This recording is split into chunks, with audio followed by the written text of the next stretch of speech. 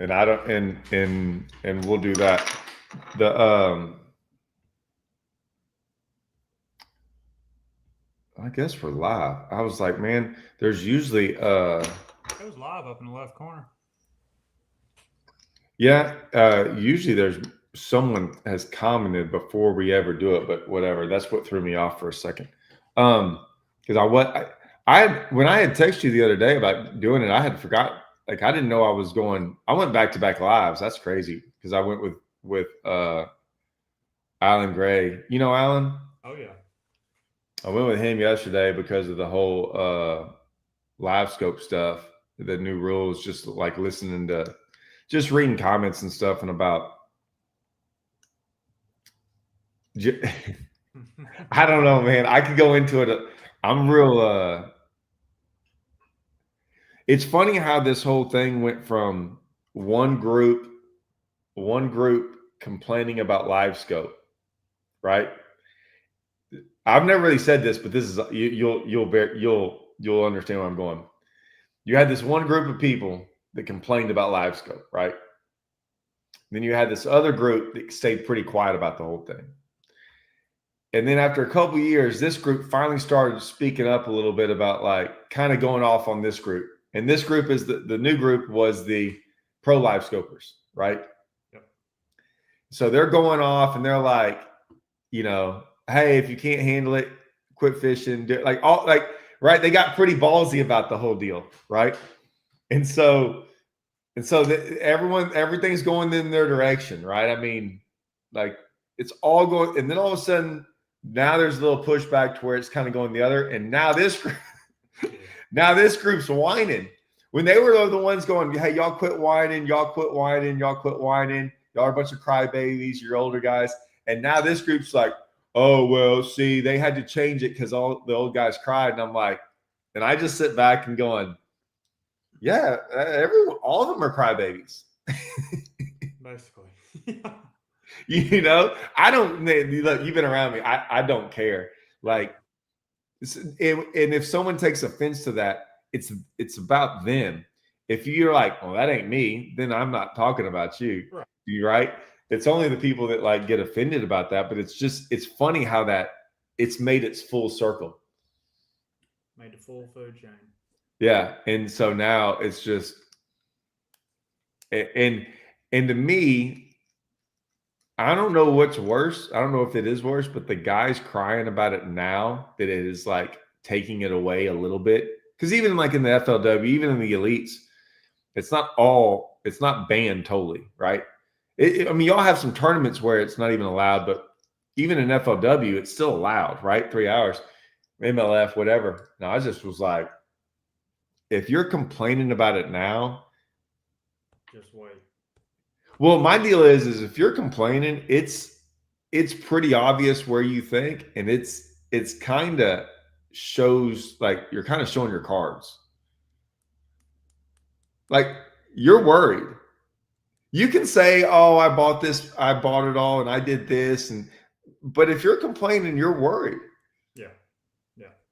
And that's like my whole deal. Everybody thinks I'm a big live scoper, which I am. I've had a lot of success with live scope, but like my whole deal is I'm tired of this in between. I'm tired of well, you got 3 hours and 10 seconds to use your live scope. You got one tournament with one without. Like, just make the decision, right? Why don't you like that? Because it doesn't bother me. Well, But it's but just but man, go ahead. But I'm going to tell you why it doesn't bother me. well, it bothers me. I say that it bothers me because you're never going to make one or the other group happy ever. No. If you ban it, you're going to have haters. If you don't ban it, you're going to have haters, right? So at the end of the day, where is the fine line, or is there a fine line? Why I'm tired of it is because I'm just so sick and tired of hearing the controversy, the just stop. Like the guy that's commenting saying, well, he would never caught that, or Okeechobee. No wonder the weights are so low because they're in canals. Well, no freaking crap. You can't get a bite on the lake. What do Was you that? think? We're going to get into that because I wanted to talk to you about that. Yeah, but like it's just like, and I keep my mouth shut, right? Like I'm not one to get on social media and like comment back to a hater's comment. Like there's one thing I've learned in this industry: you don't talk about politics and you don't talk about live scope. That's, from my like, I talk about live scope all the time because it doesn't, because like I don't, but I try to give the conversations that me and you would have, yeah, or someone would have out in the open, because like most of us are very, we've thought about it. We're not just throwing stuff out there. We're fishing. A lot of these guys, who knows if they're even fishing events and stuff. There's tons. What's funny is like I read the comments, but when I comment on stuff like doing lives like this, it's because of real conversations I've had with like real fishermen. right. So when I was at Lake of the Ozarks, there was a guy at the boat ramp, and he was like, man, he goes, I've been doing these a lot. I'm not having as much fun as I used to. And that's not him trying to be public about it. That's not him dogging on anyone. He was just like, that was his honest opinion. I have no problem with that. No, none at all. None at all. And I'm reading John's comment here. I absolutely love the 50-50. Haven't been excited for a season in a long time. I'm with you. But, John, I'm going to say this too. And this is where the controversy is going to come back into play. When we go to, on the Elite Series, when we go to a Gunnersville with no live scope, the same guys are still going to dominate. Your Easton Fothergills, your Trey McKinney's, all them guys are still going to smash. Do you think so? I think so. I don't. You don't think so? Nope. Well, hey, we'll have to have another one of these at the end of this. Yeah. No, and listen, I could be wrong. We have yet, and the only reason I say this is that I haven't talked about it, but I want to. Ultimate Angler Championship. Don't say nothing about fishing. I'm not. Ultimate Angler Championship. Did the top 20 look the same? Tucker Smith. One guy catching them is not. I never taught, like, I've never. My whole deal is this. I have seen some guys, and you have seen some guys fish some tournaments and win tournaments in your lifetime that darn well might be the only tournament they ever win. Now, this has nothing to do with Tucker Smith. No. What I'm saying is there's some guys that have won a tournament and or almost won an event. Dude, I'm telling you, there's been some tournaments on FLW where it's like it's blowing up. Going, is he really about to win? Never gotten a check in 7 years and almost wins a tournament, right? My deal is this. No one gets famous or popular or any of that because a guy wins a tournament. Right. They get popular and famous because they make top tens and they win Angler of the Years, or they're up there and they're consistent and they do a lot of things. What I'm saying is that, like, I believe when you when I talked to, who did I talk to the other day about this? I'm trying to find a result. Oh, I was talking to Mercer about it. I said, hey man, the first one at Gunnersville, if the best live scoper on the elites next year finishes dead last, I'm going to notice it, but I'm not going to bash a guy for like not catching an event. Dude, I've not caught him in events. So have you, right? Absolutely. But if you look at the end of the year and the overall, and it's hard even after a year, because I will say there are quite a few Angler of the Years that like won Angler of the Year in the elites, and the next year didn't break a top 50. But if you start to see a full-on day with a full-on term with no live scoping whatsoever, you can't practice with or whatever, and you see a whole bunch of top 20s in one column and no top 20s in the other column where you can or can't use it, I'm going to say, well, you can't ignore it, right? And that's all I'm saying is that when people are like, well, they can't catch a fish, my 11-year-old can catch a fish. But there's a big difference between doing it day in and day out and then not, like, those days without live scope. Dude, I don't care who you are. Everyone's had them. They are a lot harder without it than with it. and you can be like, I cannot figure it out because you don't know if you're fishing around them. You don't know if, like, so much has changed that you're just not aware of, and there's a process you have to go through. Yep. I'm just telling you, like, even the other day when I was at fishing around here, I was going out there and catching on the hybrid hunter and stuff. I'm like, what is the deal? Like, it's not as good. And I was messing around. At the end of the day, about 300 yards away, I find them. They weren't in the grass, and I smashed them. There's no way. I'm not saying they were anything crazy, but it sure helped me going, oh, they're all right here. And I found them straight up because of live scope, not because of fishing. And I think there's going to be a difference. I could be right. I'm not saying they won't catch fish. I just think there will be a difference. So I think off the top 10, Tucker Smith, Jacob Wall, Randy Howe, Cody Ross, Lee Livesey, Mark McCraig, Philip Dutry, Hayden Marbett, Sean Hammock, and Kyle Norsutter. 1, 2, 3, 4, 5 live scopers out of the top 10. Who are all live scopers? Tucker Smith, Jacob Wall, Cody Ross. Hayden Cody Marbett. Ross isn't. Cody Ross didn't live scope him. Really? Well, No. Not at Gunnersville, no duh. But he's a big live scoper, is he not?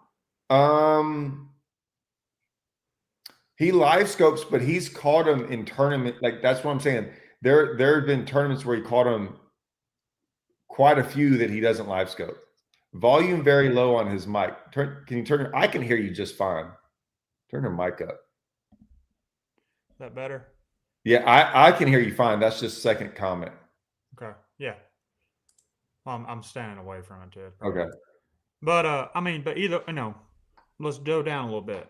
11th, Alex Davis, Ron Nelson, Kyle Welcher, Buddy Gross, Emil Wagner, Levi, can't say the last name, don't know how. Jared Littner, Hank Cherry, Kyle Goldstein, and Anthony Gogans. I mean, dude, that is. I'm telling you right now, that's not a lot of live scopers. Oh, I know. I'm just I hadn't looked at it, so like. Well, see, I do, man. I looked at it instantly, and I was going. And I don't want to call certain people out. I'm not calling them out in a bad way, but some of them don't catch them haven't caught them that good. And they caught him in this event. Right. And right. Is it them not catching him, or is it other guys not catching him as good as they would have? And so it made their weights look better. See, I think that's going to be a thing, is that instead of having 22 pounds with live scope, you have 17. And then a guy that would have 19 pounds without live scope, right? And where everyone else did, he would be in 40th. Well, now he's in 19th. And you're like, Right. Is that a big deal? Well, yes. You know this. You don't get to the elites if those 20 points aren't there. Like, those 20 points throughout the year get you to the classic, get you to making the elites, get you to a lot of things. And that's where I think the difference is going to come in. That's where I say that's because man, in this fishing game, you can win and you can disappear in a year. I mean, a year. You can be forgotten about. Yeah. And the guys that usually stay in it and just keep, doing good, cashing checks, doing whatever, they're in it. And that's the guys I look at. And I don't know. I think it's excited for the 50-50. I am. Personally.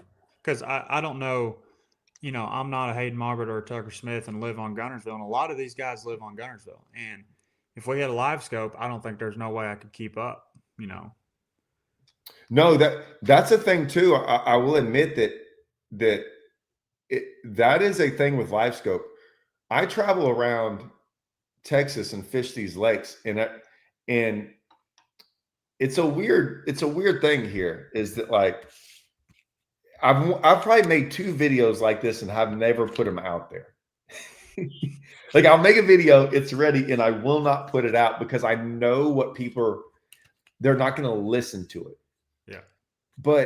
And we've made this comments about in the opens with Andrew Upshaw and Matt and all them, that we think at times an open tournament is harder to win than elite. Hands down. Okay. Now, we never said there's better fishermen in the opens. We just said it's harder to win. Mm-hmm. And I think, and I will stand by this, that fishing a local event, and I say local, so I have to drive sometimes 4 or 5 hours away to a lake that I've fished once or twice in my life. I get maybe 1 day of practice, maybe. This Yeah. year in bass champs, I will get 0 days. So I'll be fishing most of the lakes that I fish once a year, most of them less than 10 times in my lifetime. I will get zero practice and have to show up. And I will have to show up against guys that might not travel anywhere else and fish that body of water all the time. And to win that tournament is so hard. Oh I'm yeah. I'm not saying it's harder to win that than an elite event. But I'm not saying it's not. I'm saying against 250 guys, and 200 of them mostly fish that lake. They fish it year round, or something like that. And then I have to show up with no practice, or maybe I got 1 day. Depending on the time of the year, live scope definitely evens it out for me. Mm-hmm. But I'm not, and if I said that, people are like, oh, it's harder to win an elite event. I'm not saying it's not. I'm just saying that is a hard thing to go do. And I have to do it all the time, or try to do it. I don't win. I'm just saying that's what, it's all relative to me. And so, yeah, those guys living on Gunnersville, it's hard to go out there and beat those guys. I mean, that's why the elites and the tour and all that can't jackpot. It's for that reason. And what you were saying a second ago about, it's so hard, and I agree with you. It's probably the hardest tournament to win, a Bass Open. Yeah. Here's a couple reasons why, in my opinion. 225 boats being one. That's the number one. 4 days of practice. Yep. Used to be you could show up a month before in practice. I thought it was way harder then. Yeah, exactly. So what does that affect? That affects the fishing pressure. Yeah. In just say 4 days of practice, everybody's found everything. 225 boats on, I don't know where, a Kentucky lake. A lot of guys. I don't know where y'all are going next year. Pick a lake you're not. I'm trying to watch what I'm saying. Kentucky Lake's one that they don't find everything on. Well, okay.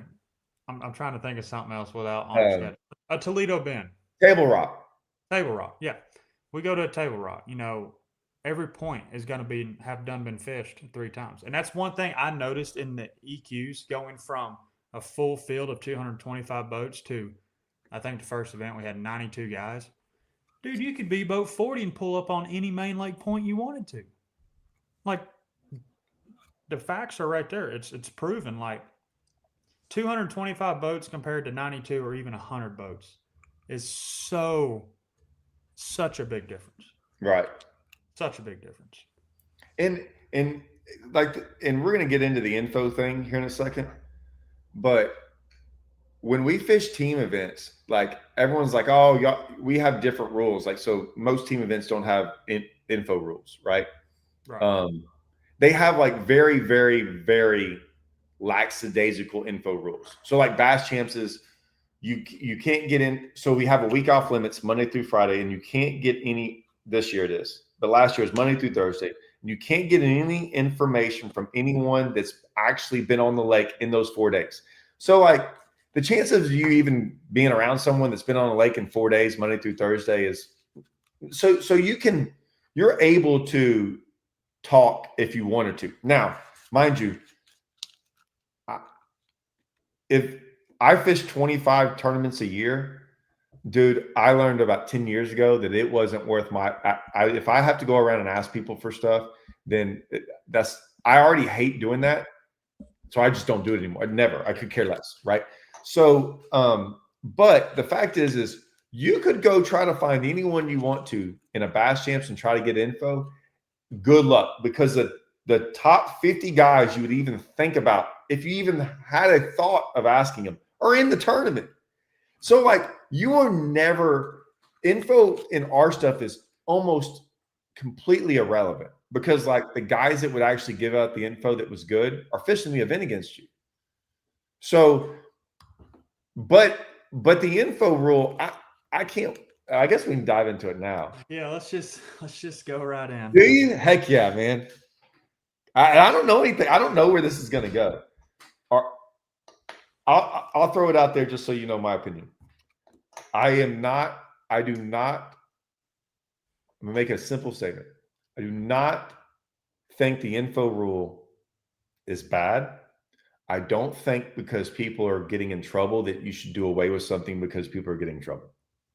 I think the info rule is 1,000,000% helpful, and it 100%, if you let it go wild, it 100% dictates the outcomes of events.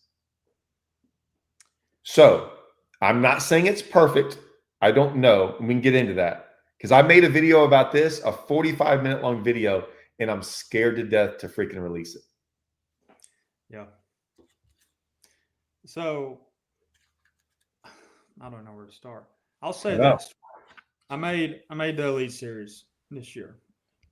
I'm laying in bed last night with my wife and, scrolling through YouTube. That's basically all we watch is YouTube, Netflix, Don't have a dish or a cable or anything like that. Scrolling through here and Jacob Wheeler's new video, Ultimate Angler Championship, pops up. I click on it for a split second and I looked at my wife and I said, I can't even watch this. Why? Because if you were in the Elite Series and you did not watch his video and I took a polygraph, I would fail it because I would have a competitive advantage over you because you did not watch the video, even though it's public. No. How do you know this? Look at Logan Latuso. He saw Facebook. No. So I've thought about this for a second. I've thought about a lot of things, and then I might call up Hank and be like, Hank, because I don't know this for the elites or for the opens. Have they gone explicitly and told you what is legal and what is not? I mean, besides, don't you can't help somebody coming up to you at a gas station. Have you No. I'm talking about this part, what you're saying, because it's been understood that public stuff is public stuff. It's what I've always understood it as. Private, what me and you are doing is public. If I end this and then talk to you about Gunnersville, that's private. I don't understand the difference. And now I'm starting to, and the reason I didn't do this video, and I'll be honest, it was the top, was it Ty? The ties. I'll go into that. I haven't done it because I want to say some stuff, but I don't know where he falls in all this. And I'll explain why, because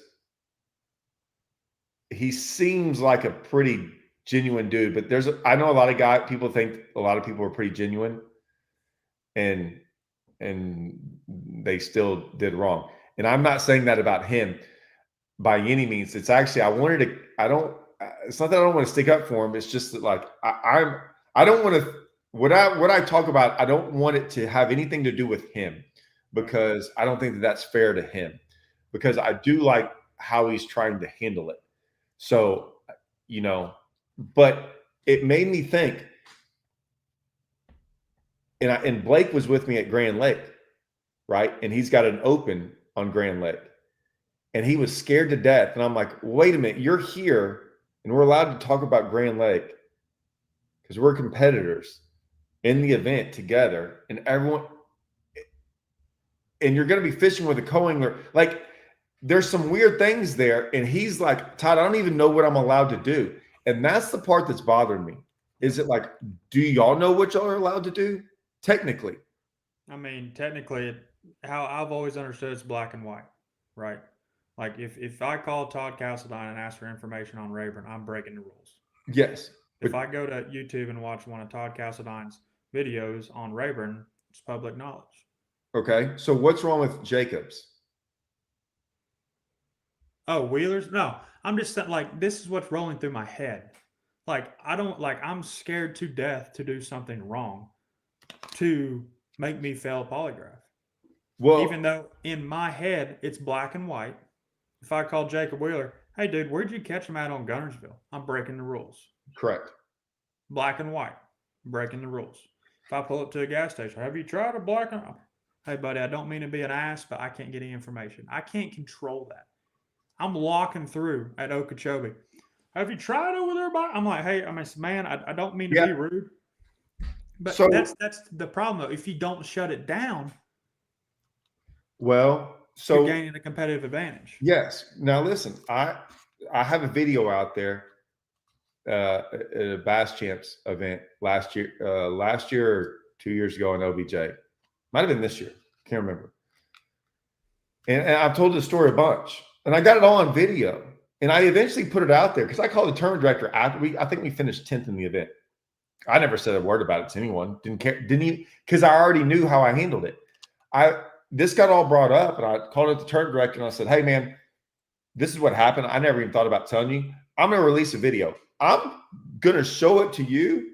I'm 99.999% sure you're going to be like, cool. Same deal. Going down the bank, guy up there starts telling me something. I shut it down. I shut it down. Hey, man, I'm in a tournament. I got a tournament, blah, blah. He goes, and he said, oh, you're in a tournament? I'm like, yeah. I'm like, tomorrow I can't get any information. So he knew enough to know that that's a thing. So I go like 5 or 6 more seconds trolling, and he's like, well, if you go over there, and then he just starts trying to tell me, well, I just turned the boat and just start going away from him while he's talking. And I'm shaking my head going, well, okay, I shut it down. I sent it to the tournament director. He's like, wrote back, that is exactly how I want you to handle it. You couldn't have handled it any better. You told him no, shut it down. Then he goes, for some reason he did this and you went away. I said, yeah, that's why I could care less how it was going to go down. So in my head, I wasn't worried about it. I've taken a lot of polygraphs before, and I've said all this in the video. There's been one of the instances was we won a tournament. It was a big tournament, 20 grand, 25 grand, whatever it was. And I don't know how many of the people have taken polygraphs, and I was kind of explaining how it works, and Ty was explaining how it works too. They usually give you the questions ahead of time. They read through them. They make sure you understand what it says. They make sure, and they tell you to answer it. Yeah. So you go through it before they ever hook you up. Like, did you do this? Yes. Did you do this? No. So they do all that. So you know the questions ahead of time. As he read through this, one of his questions, and remember, these guys aren't fishermen. He said, did you have these fish staked out? I said, yes. Well, I was sight fishing. And he looked at me like, oh my gosh. This is before I was even hooked up. He said, and I'm like, what's up? He goes, like, you had him like, I'm like, no, staked out. I was sight fishing. I knew where all of them were. Yeah, you know where the bed was. And so I had to explain it to him. I said, look, when we sight fish, they're on beds. I knew where every fish I was going to catch the day before. I knew where they all were. I had them staked out. Like, yeah. I knew where they, like, that's true, right? And he goes, okay, well, I meant, did you have them like this? I'm like, well, no. He's like, okay, well, I'm going to reword this question like this. I said, okay. And when you answer it, I'm like, yeah, I know. It has nothing to do with that. It's like, did I have them this other way? We went through it, took it. He's like, yeah, totally fine. So what I'll say is that they're not trying to fail you. Dude, these people don't work. I say this, man. These people were hired independent contractors and like whatever, and they got their reputations on the line too. Usually, there was another time where my buddy had a weird problem. We won in another event, right? It was a big one too, and my fish partner took it. One I fished for years with before Russell, and he comes out of there and he's like wide-eyed. I'm like, everything go all right? He's like, I don't know, kinda. I'm like, what? And so, anyways, the guy came out of the thing, and he was like, hey, tell your guy or your partner needs to relax. He's really he's really truthful, or said something like that. But blah blah blah. So what happened is we were almost late to the weigh-in, and we have been eating. Like, we realized we were almost late. So we were like, we had been eating. And like there was like napkins and something, and we were sight fishing in that event too. And so like you're just kind of hanging around trying to catch this one fish. Well, we took off out of there, and like some napkins, I didn't see them, but I guess some napkins blew out, and he couldn't get that out of his head. And he was like, and he told the guy that he said, "Well, man, that we broke a rule, that's littering or whatever." Like that's what he was thinking. So he rewrote the question. He said, "Other than the napkins, blah blah blah, did you break any state laws?" And he said, "No." He goes, he passed instantly. Yeah. And so they will work with you when you have a concern. And if you tell them you're concerned, like if you'd have been like, "I watched this Jacob Wheeler video, it was public, but now I'm scared to," and they're like, "Other than Jacob Wheeler, have you done it?" No. I don't know though. There's still that scary thought that like, well, see, that's where I'm at. Like, this is my first year, and I about guarantee you, write it down. I will get a polygraph one or first event or the second event. I guarantee it.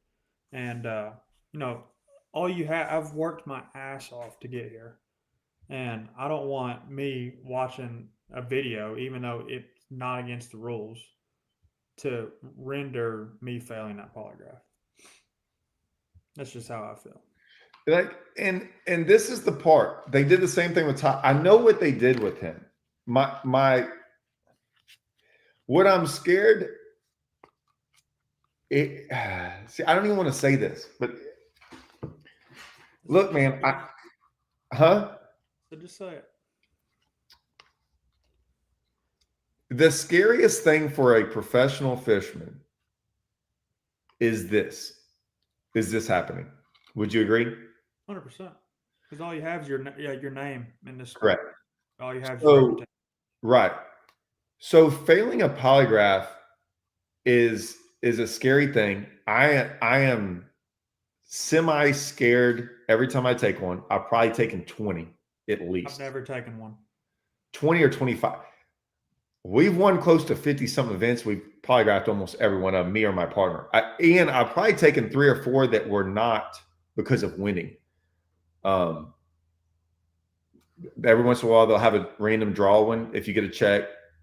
And then FLW event on Rayburn, my first ever event I ever fished in it was a like a Walmart tour event. No, it was an open on Rayburn. So I mean, all the guys were there, right? And I was in second or third after day one. Second or third. Anyways, so I know JT Kinney because so JT Kinney, I think, was leading it, and I think I was second. Wheeler might have been third. I can't remember. But anyways, Bill Taylor was like, "Hey, you need to come take a polygraph." I'm like, "All right, cool." So I went in there and took it. And now this is on Rayburn. They had an off limits rule and an information rule. My fishing partner, my best friend, who I fished every single tournament with, there was a tournament that I couldn't fish because it was during the off limits. And I mean, this is a guy I talked to 5 days a week. And I was like, "All right, we won't be able to talk." I'm like, but we did say, I was like, "Man, it's going to be crazy because he's going to fish this tournament." There's a weekend tournament that I was team with. And I was like, "Man, if you catch him, I'll know how it goes down." Because I'm like, we were really good in the fall. Like, we're really good. And we did like one or two things. If it was cloudy, we did one thing. If it was sunny, we did the other. And I'm like, if he wins it, I'm going to know how he caught him 100%. And I know where he's going to fish, but, never going to talk to him. And he didn't actually catch him that great. And, but we never talked about it. Not until after the event did I ask him, like, "Hey, how'd you catch him in that?" Or like, whatever. But we just didn't talk for through anything about Rayburn. It sucks. It sucks. But it so anyways, I took one that time, and like I said, I've taken quite a few. They've all been the being nervous part. Listen, you're always nervous. Every lie detector test guy who will tell you, because I've talked to them, they're like, "I'm nervous when I take them." They'll tell you they're nervous. Yeah. It's a nervous. If you're not nervous, something's wrong. Yeah. All the stuff that goes on, like you can, when they hook you up, and I don't know, I can get rid of this. I don't know how to. whatever. When they hook you up, you have two things going right here, and you got them on your fingers, and you got your pressure on your arm. Dude, when you sit there and you got to be still, you got to like look ahead. You can't like, I'm just telling you, I've done it so much. Dude, you can feel your heart. Like you can feel every sense on you, right? And you're sitting there and you're really vulnerable and you're all this stuff, and you take them and it's whatever. I had to take one after I caught a 10-pounder in a big bass event when I was like 19 or 20. It was a big bass thing to win a boat. Caught it, 5 minutes to weigh in, weighed the fish. 10 minutes later, I'm in there taking a lie detector test after. Just like, you want to talk about, like, I didn't even have time to calm down. Yeah. And I, took it and whatever. But so you're always nervous. You're always this. I know he mentioned I don't take medicine. Like,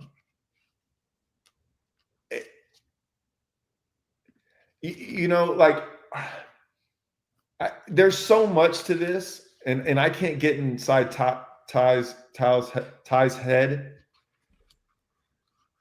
I don't know, man. I just don't know. I don't know.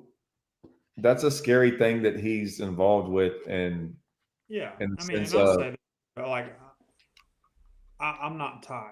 You're not Ty. We don't know no. what. But like, I've stayed with Ty a couple events this year, Have you? Okay. and I don't feel like he would. I don't feel like he would do it. One, I don't feel like he needs it. That makes sense. Like, Yeah. this came from the freaking West Coast, and he was a killer on the West Coast. But I mean, like I said, and kudos to him for standing up, And he called me, um, the night it happened, told me everything he said, and with the Josh Butler deal, and felt. I mean, I don't know. I don't know. So, I mean, like I said, I don't feel like, and that's the thing. Like, and I've talked to several Elite Series guys, and they're like, an honest person can fail that polygraph. Heard that from like 5 different people. Yeah, I don't believe a lot of the crap on the polygraph stuff, good or bad. There's been some guys that I will say this. I always probably know more than what most people think about it, and I just keep it quiet because, like, I just eventually find out. But like, even some guys that have failed them, it's very interesting. And I'm not talking about Ty in this part by any means, but there is and we're talking about some guys that like were already shady. Like I said, I don't think Ty has a background of anything like that, but these guys were already kind of whatever. And like, one guy kept falling asleep during the test. Right. Another guy couldn't answer the questions. It's yes or no. Yeah. And he never would answer yes or no.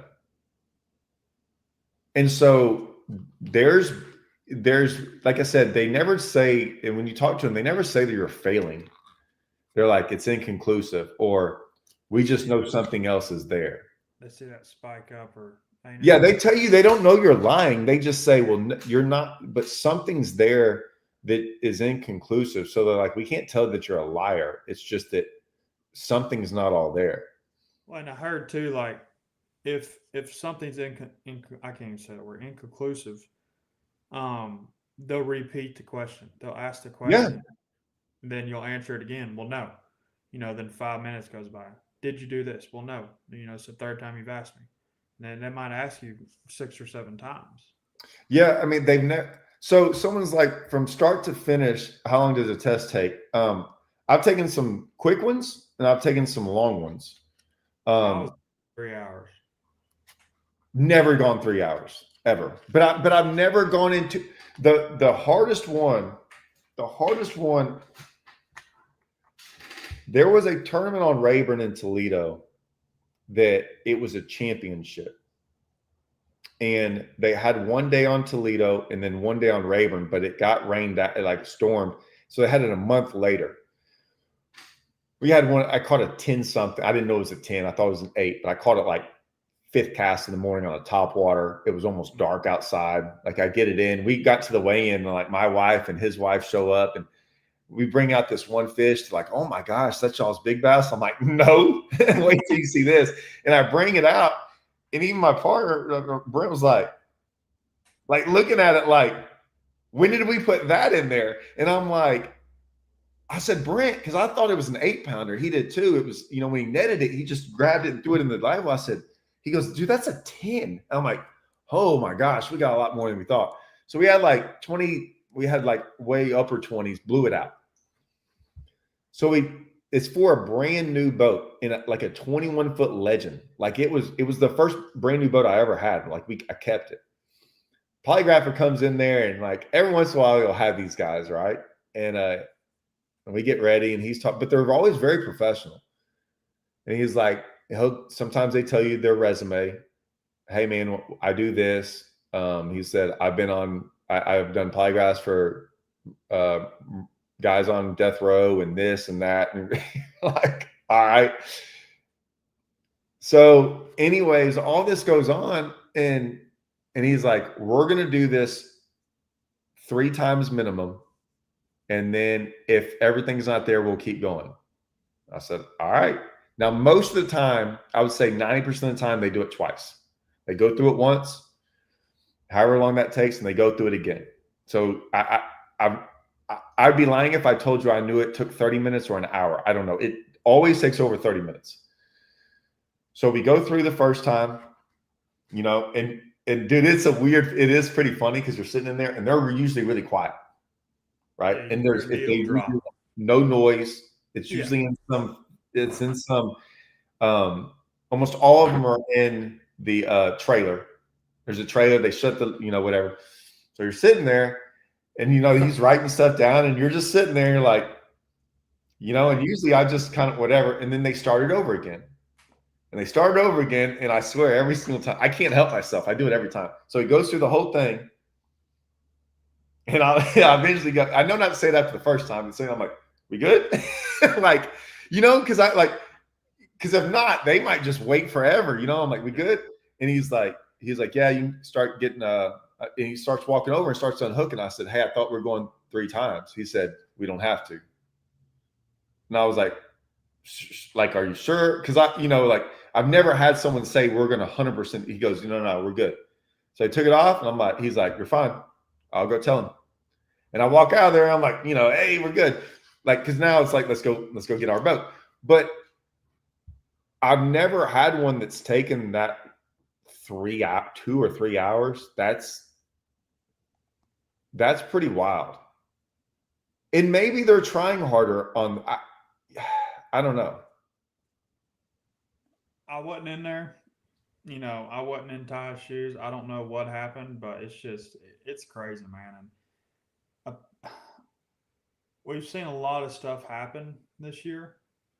Some I will agree with, some I won't, and I'm not. What the cheating stuff? Yeah. That's why I don't want to make the video. Yeah. Because I'm just telling some people, guys, that they caught some people and it was legit. Yeah. Oh, yeah. And that's what I'm saying. Like, I agree with some of it, then I disagree with some of it. But if one guy, my whole deal is this: I didn't want the information to be like what you said. I didn't want to go to Table Rock. Table Rock's not on the list, right? I don't want to go to Table Rock, and I know James Watson, right? And Watson's like, now I would say if we had an elite event, I'd still show up at James Watson's house. I'm not worried about Watson. Yeah, I could hang around Watson for 8 days and never worry about it. But I wasn't going to be like, pick up a bait and be like, I'm going to probably catch him on this, and then look at him and like. And he's like, yeah, man, that's a really good bait. I'm like, yeah. That to me is why you would do something like that is stupid. But it's worse of him going, here's 10 brush piles, right? Which could happen. Here they are. the others, I don't want guys getting in trouble for it's the springtime and Watson's like, hey man, good luck with sight fishing this week. And he's like, well, he shouldn't have said that. Well, dude, I freaking won. I've made like 3 top 10s down there sight fishing on Table Rock. It's crystal clear lake. It's what I do. But for him to say that and then for me to like think that that's an advantage of going, that's not an advantage. Mm-hmm. That's what I worry about, that someone thinks that that's an advantage and then they get in trouble for that. Kind of like if he said like the same thing about the Josh Butler thing. It'd be like you coming to Rayburn and I go, you know, good luck in the grass. The whole lake's grass. Right. You know? Yeah. And that's where I'm at with it, you know. And I don't know what's going to happen. I really don't. I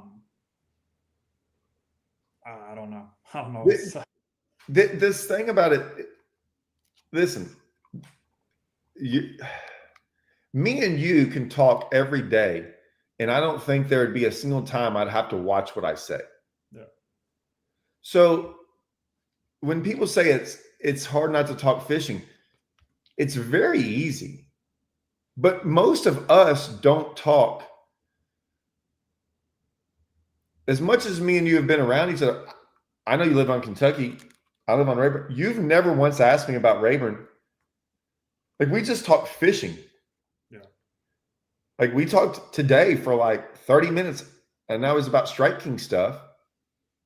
But I mean, we can talk fishing. I talk to all those guys. We just don't, most professional fishermen like don't talk about lakes. Mm-hmm. They talk about like catching fish and stuff. They don't, and like tweaking stuff and like, hey man, yeah. It's not so much, right. It's not so much about these lakes. I don't even think about it. Yeah.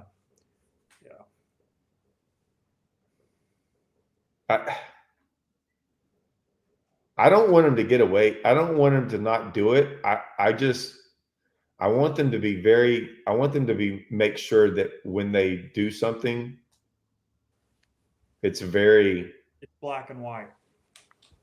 Yeah, and the only question I have now is, and I guarantee if I ask everyone this, you should have been able to tell me what's black and white on what's right and wrong.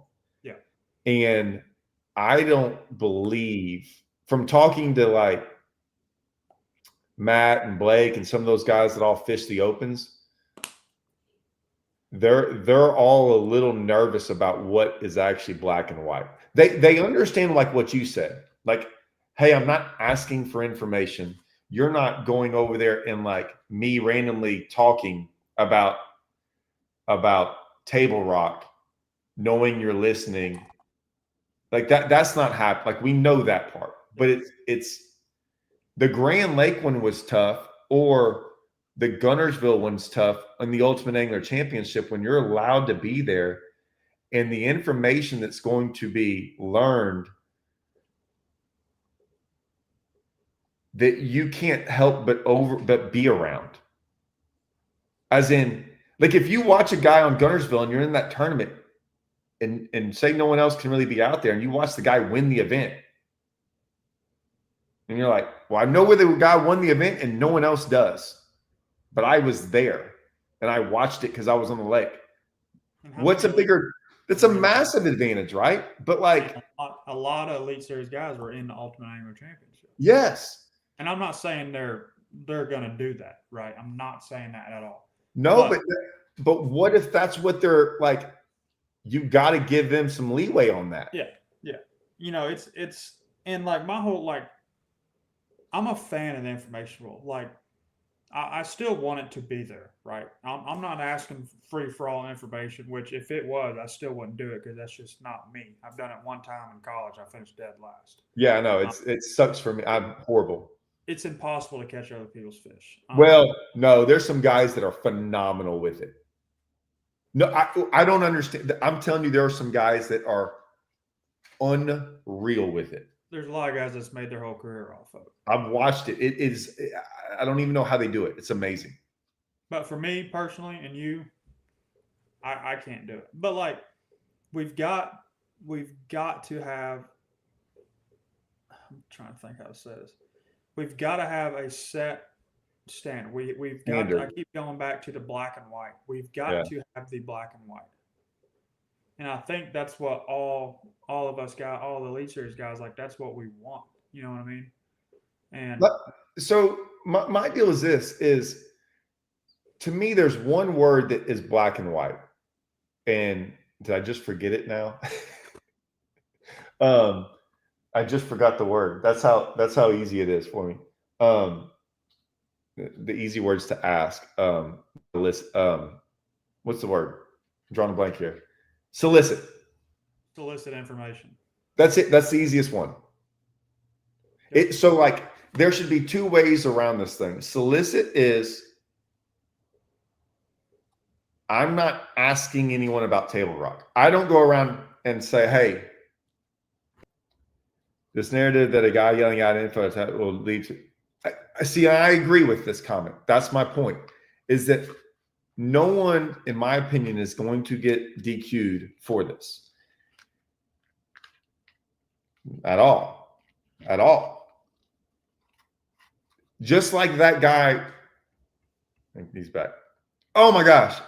I don't even know how you came back in without me letting you get back in. I don't know what happened. Like you just went away. So Table Rock soliciting. Yeah, I think like this guy said it too. The narrative that a guy yelling out info at a tire store will lead to a DQ is such BS. I agree with him. I think that will never happen. And now let me interrupt you. If this would lead to a DQ, if I'm in a tackle store at so and so, and I hear Table Rock Lake. Yeah, if I'm in a tackle store at Table Rock and I hear some locals chattering, and I'm taking my time looking at some baits on the wall, I'm getting closer and closer. That's a competitive advantage. Yes. You know, if I'm in there. If you're, see, that's black and white to me, though. That's them, and you're sitting there going, that's like cheating is like this. You're sitting there taking a test. There's a cheat sheet right there. You can either, it's not my cheat sheet, you know, or it's like, it's like that, right? I mean, that's the guy in the tackle shop. You're just doing this. Yeah, but if you're not looking at it and you're taking your test, like it's there, I can't get away from it, but I'm not looking at it. You know, you didn't cheat. It's right there. But so like these guys are talking, and you're like, oh, crap, and like just kind of remove yourself. You just walk away. You walk away, and like you might have heard the guy go, you know, I caught 20 on a chatterbait the other day, and you're like, oh, and then you like start to walk away. You're not going to get DQ'd for that. And so the soliciting is one thing, and then the other is that part is like you either remove yourself or try to like whatever. Like I would tell you this: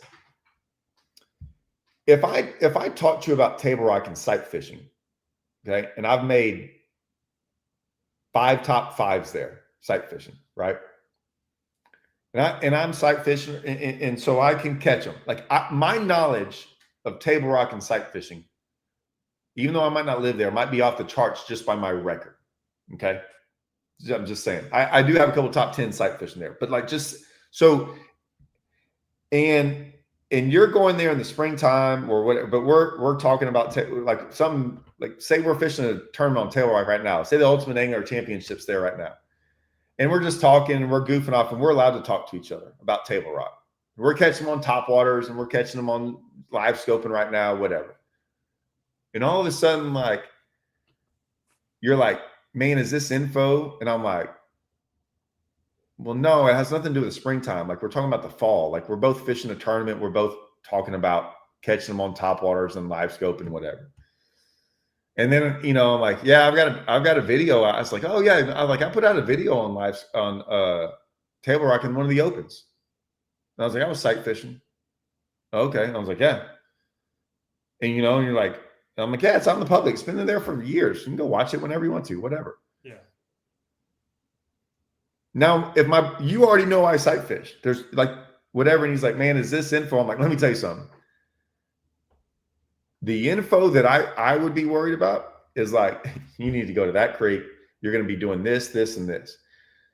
I was like, I haven't shared a bit of info that is, I'm not even saying worth an advantage. Like just because you know how I fish, like I said, my fishing partner fished before the FLW event. If he caught him, I could have told you where and how. Because I already knew what he was going to do. It's because what's what we do. When he didn't catch him that good, I was like, I guarantee that bite's not on. I already knew, like, I knew that. All that stuff going on, like, just because, like, if I know how you fish on Table Rock and you catch them, like, I know that's not, I can't help it that that's my advantage over everyone else. I know how you already catch them there.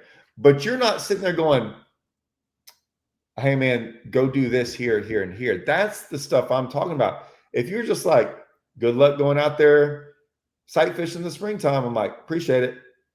I know that's how you always catch them. I'm like, yeah, I might not have told anyone else, but you already knew that. That's, yeah, you know,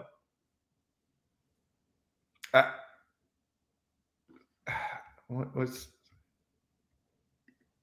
hold on. Guys might need to find out if they can pat. I don't know, man.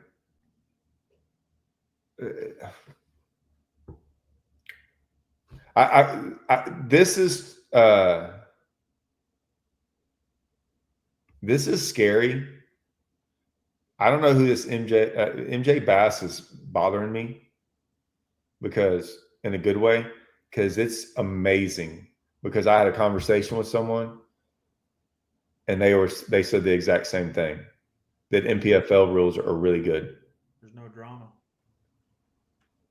I'm not dogging you, MJ Bass. I'm being serious. Like, I literally had someone say, man, it seems like they have that rule down perfect. Yep.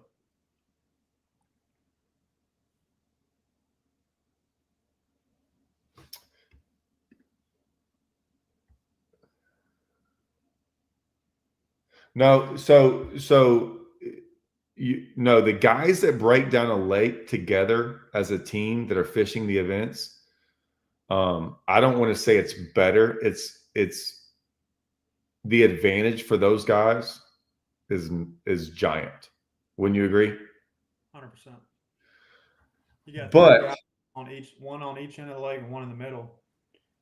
But that's a thing that listen, the breaking down lakes like this is a more of a newer thing. And it's not that it didn't have, okay, so here was the problem. This is me hearing this third person. But guys did this back in the day. Elite guys did. What I'll say is, us old guys, and I'm part of the old guy, we are amazed at the younger generation and how they're so willing to talk about things. Because we did not do that. We did not, I don't want to call anyone out, but some of these older guys, when I talk to them, I'm like, I don't even know how you fish. Like, we laugh about it, that we don't ask, we don't know, and whatever. And we kept it all separate like that, and it was fine. And I'm not saying I don't share stuff with people, but it's very limited, like one or two guys tops, whatever. I might talk with guys about, like, if you called me up and asked me, like, no big deal. But like breaking down the lake's a way different deal. Most of the time, from when I've seen this happen, is there's two things that's going to happen every single time. One of the guys is going to get screwed over, and one of the guys is going to be a better fisherman and can break down your information better than you can break down theirs. That happened back in the day. I don't want to break, but he was one of the best fishermen in the world.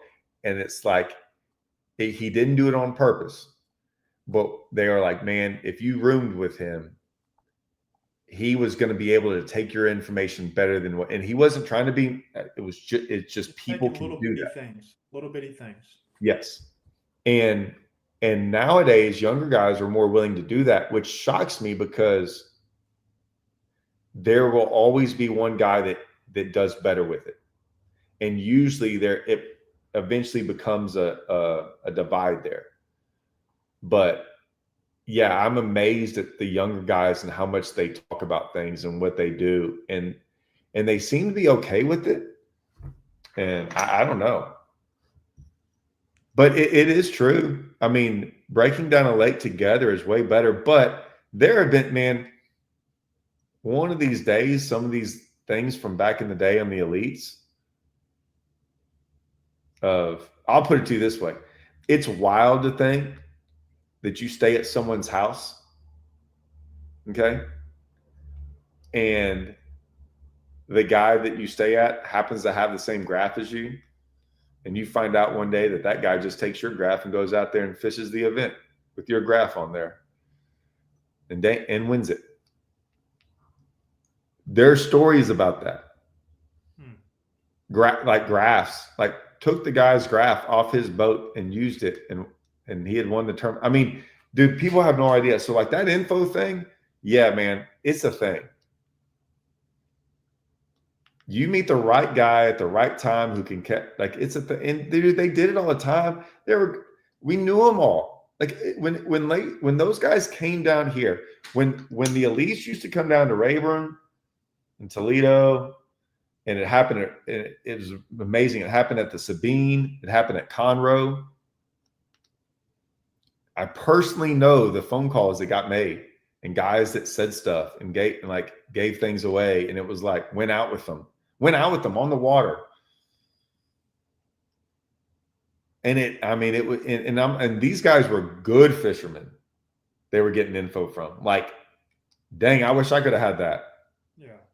I wasn't in these events. Now, no one ever calls me. I always laugh about it because I'm like, I ain't giving them nothing. Like, I was like, I always told those guys, y'all are idiots, man. Like, we're over here fishing for freaking $20,000, $30,000, $40,000 all the time too, and y'all are going to get that stuff away for free to some dude who's going to show the world. Man, good luck. Good luck with that. Yep. And I mean, Randall Tharp said it best.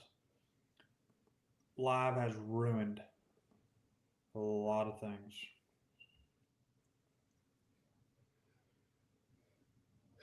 Yeah. It's made it different, hadn't it? What have you seen? Just, I mean, places that I've been on live and I've caught them. They're in bass within 2 miles of there. Do what? It's all college fishing, Todd. Just a completely different culture from what you guys grew up doing.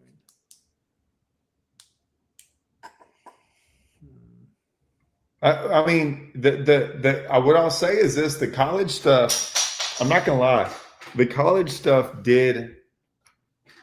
I noticed the college thing, and I get it, but I remember fishing some Toyotas, and I'd look around and I'd see some guys out there fishing. I'm like, who's in the back of that guy's boat? And like I said, college guys rat other college guys out because they're not ratting them out in a bad way. They just talk. Yeah. And I would see some guy, I'm like, who's that over there with him? He's like, oh, that's a so-and-so. He that guy wins all the college stuff around here. And I'm like, and he's just showing him that. He's like, oh yeah. And dude, it was like everywhere I looked up, that guy always had some college kid in his boat. And he was a young guy too. He might fish against you the next year. Like I said, I know a lot of, and I didn't care, but it was just interesting to me. I'm like, oh, so I mean, when you just start looking up and you see guys always with someone in the back of their boat that, like I had a guy, that same guy at Grand, but he never even fished Grand. He was a co-angler. But I mean, I don't know. It's,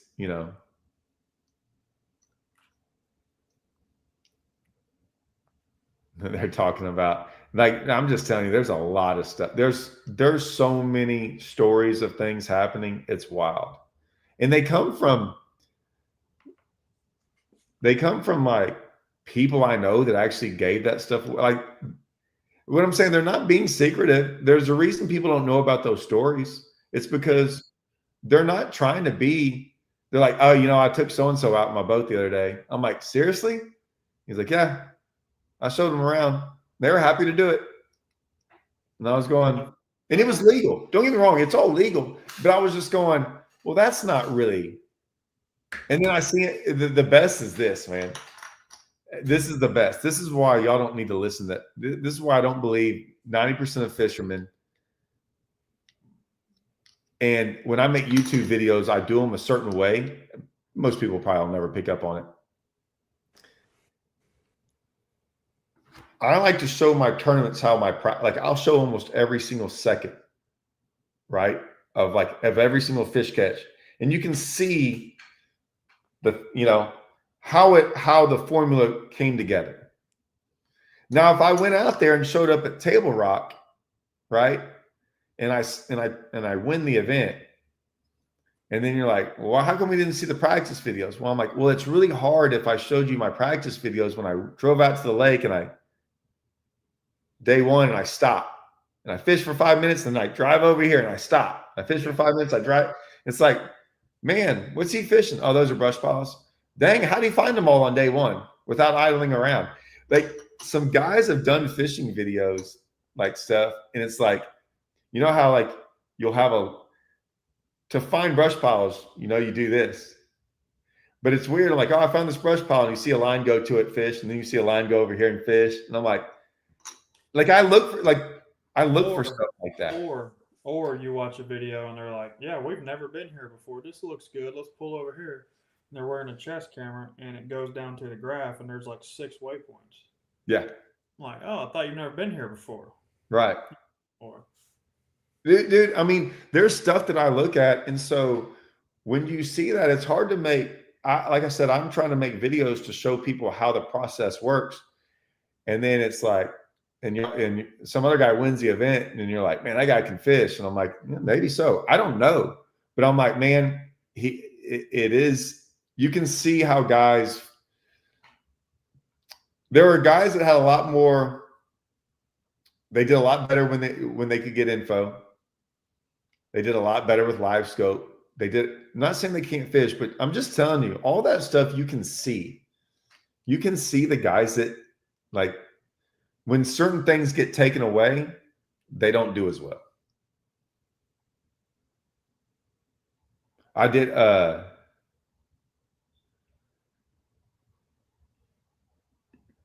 this part, the guy that did the Zaldane podcast was pretty interesting. Did you ever watch that? I didn't watch it. It was a pretty good watch. It was one of the only times I've ever he talked about the whole thing, and he got, like I said, they ran him off.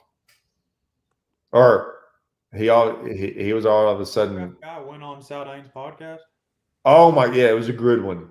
Oh, I need to go watch that. It was a really good one, and he was very professional. Very professional. I thought so. Maybe some guys would comment on here. I thought he was very professional.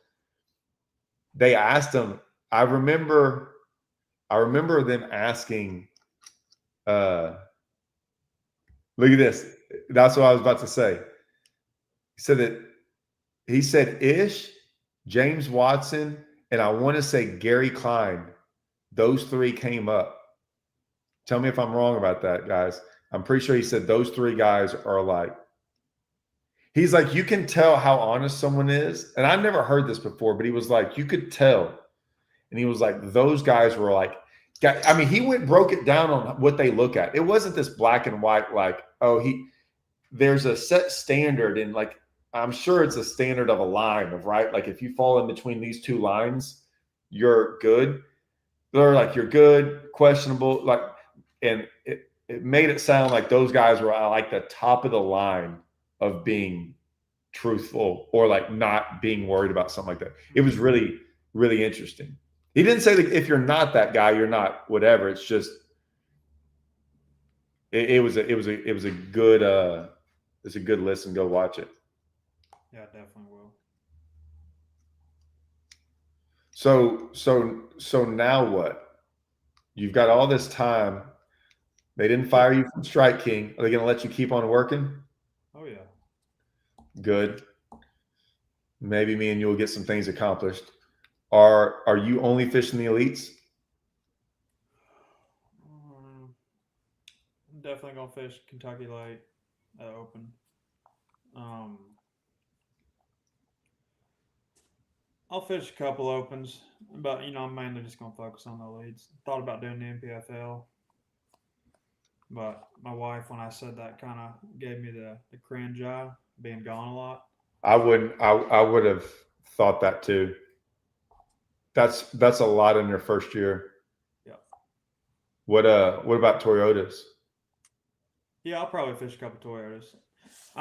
She wrote it all out. My wife did. She's got it all written down somewhere in here. I'm gonna sit down here in the next couple days, probably next week, have it ironed out what all I'm gonna fish. Definitely want to fish that Pickwick Toyota. Fishing stuff close, kind of in between. And here's the weird thing too, dude. Elite Series is done in August. That's crazy. Last events in August. I've never been done that early. I don't. Do you deer hunt that much? Quite a bit. See, I mean, like I'll probably deer hunt this weekend just because I'll take my kids. But I mean, we're not out there like we're meat hunters in the sense of like.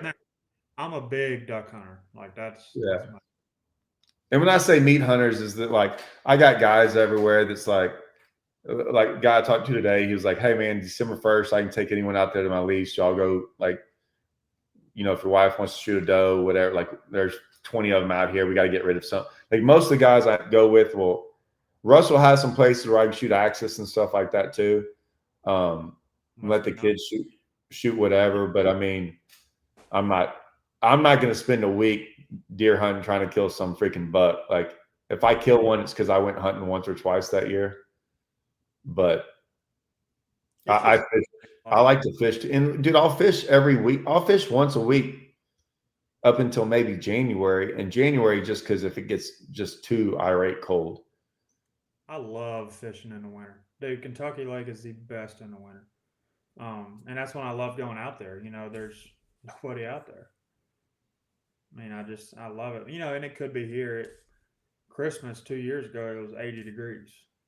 Yeah, see, I didn't know how bad it was. I mean, dude, it could be 80 degrees one day and 20 the next. Right. We get a lot of 8. Like it's usually pretty good. It's always good fishing. That, like, I'll be honest with you, I hated it before live scope. Oh yeah, me too. Terrible. Miserable. But I'm like, that's the one thing. In like, so January, like they loved coming to January, to Rayburn in January, and I hated it, dude. It was like, hope we can catch a limit today. It was always that. It was like, I'm gonna go throw in the grass or drag around to win or zero, because you were either gonna win or zero, and then or go fish the grass and. Heck, trying to catch 5 bites out of that in January was sometimes hard. And I'm just telling you now, it's like, how many you going to go do? I don't know. I'll go catch 50, 80 today, whatever.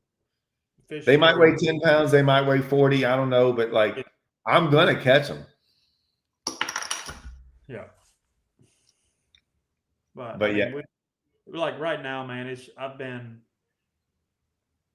I've had probably 12 phone calls since we've been on this, and it's been since I've gotten back from Okeechobee, I've been 200 plus calls a day. Just trying to. I'm trying to get my boat here in time. I'm trying to, my boat's already sold now. I'm trying to get it narrowed out. Got to get the wrap off. Got to design the new wrap. Got to, get the new boat ready. Get it rigged. Yada yada yada. And it's like, dude, I mean, the first Elite Series is February 5th is day one, and it's almost Thanksgiving. I mean, it feels like it's a long time away, but heck, I got stuff showing up to the shop right now. I mean, power poles are getting delivered today. I'm like, the list just keeps going on and on and on and on. I mean, then I'm trying to go hunting and all this. And I just make videos every day of fish. My boat did come in the other day. I won't go pick it up for a week or two. Because everyone's like, well, how do you do your boat thing? I'm like, I just sell it whenever.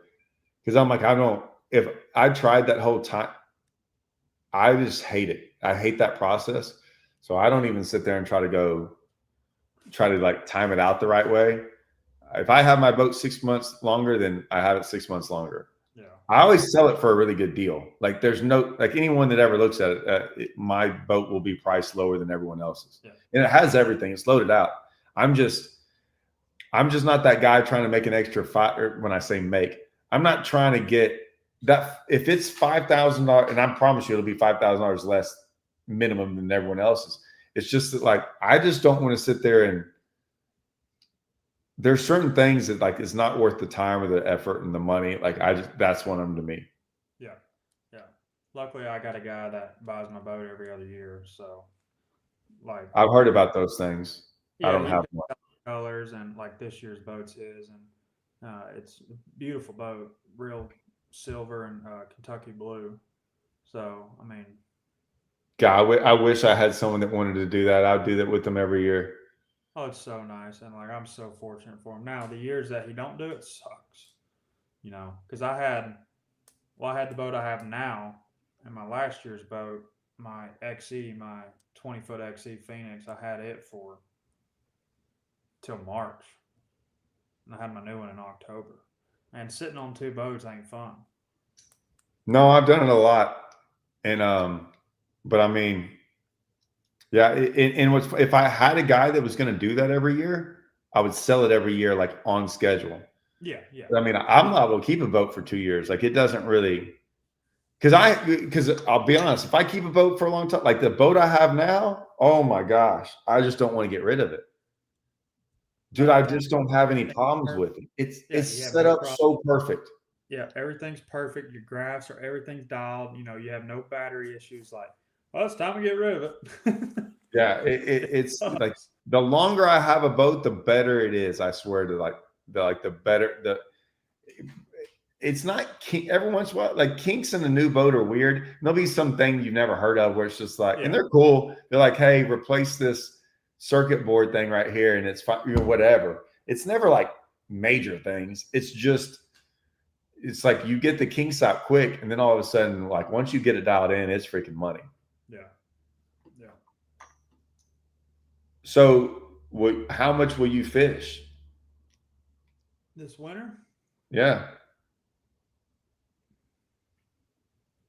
depends on how good the duck hunting is. Oh, yeah. I see. I mean, I'll fish. I'm gonna go pre-practice Gunnersville. Are Um, you? yeah, I've been there a bunch, but I just I want to go pre-practice it. I'm gonna fish KY a bunch, Hold and on, hold on.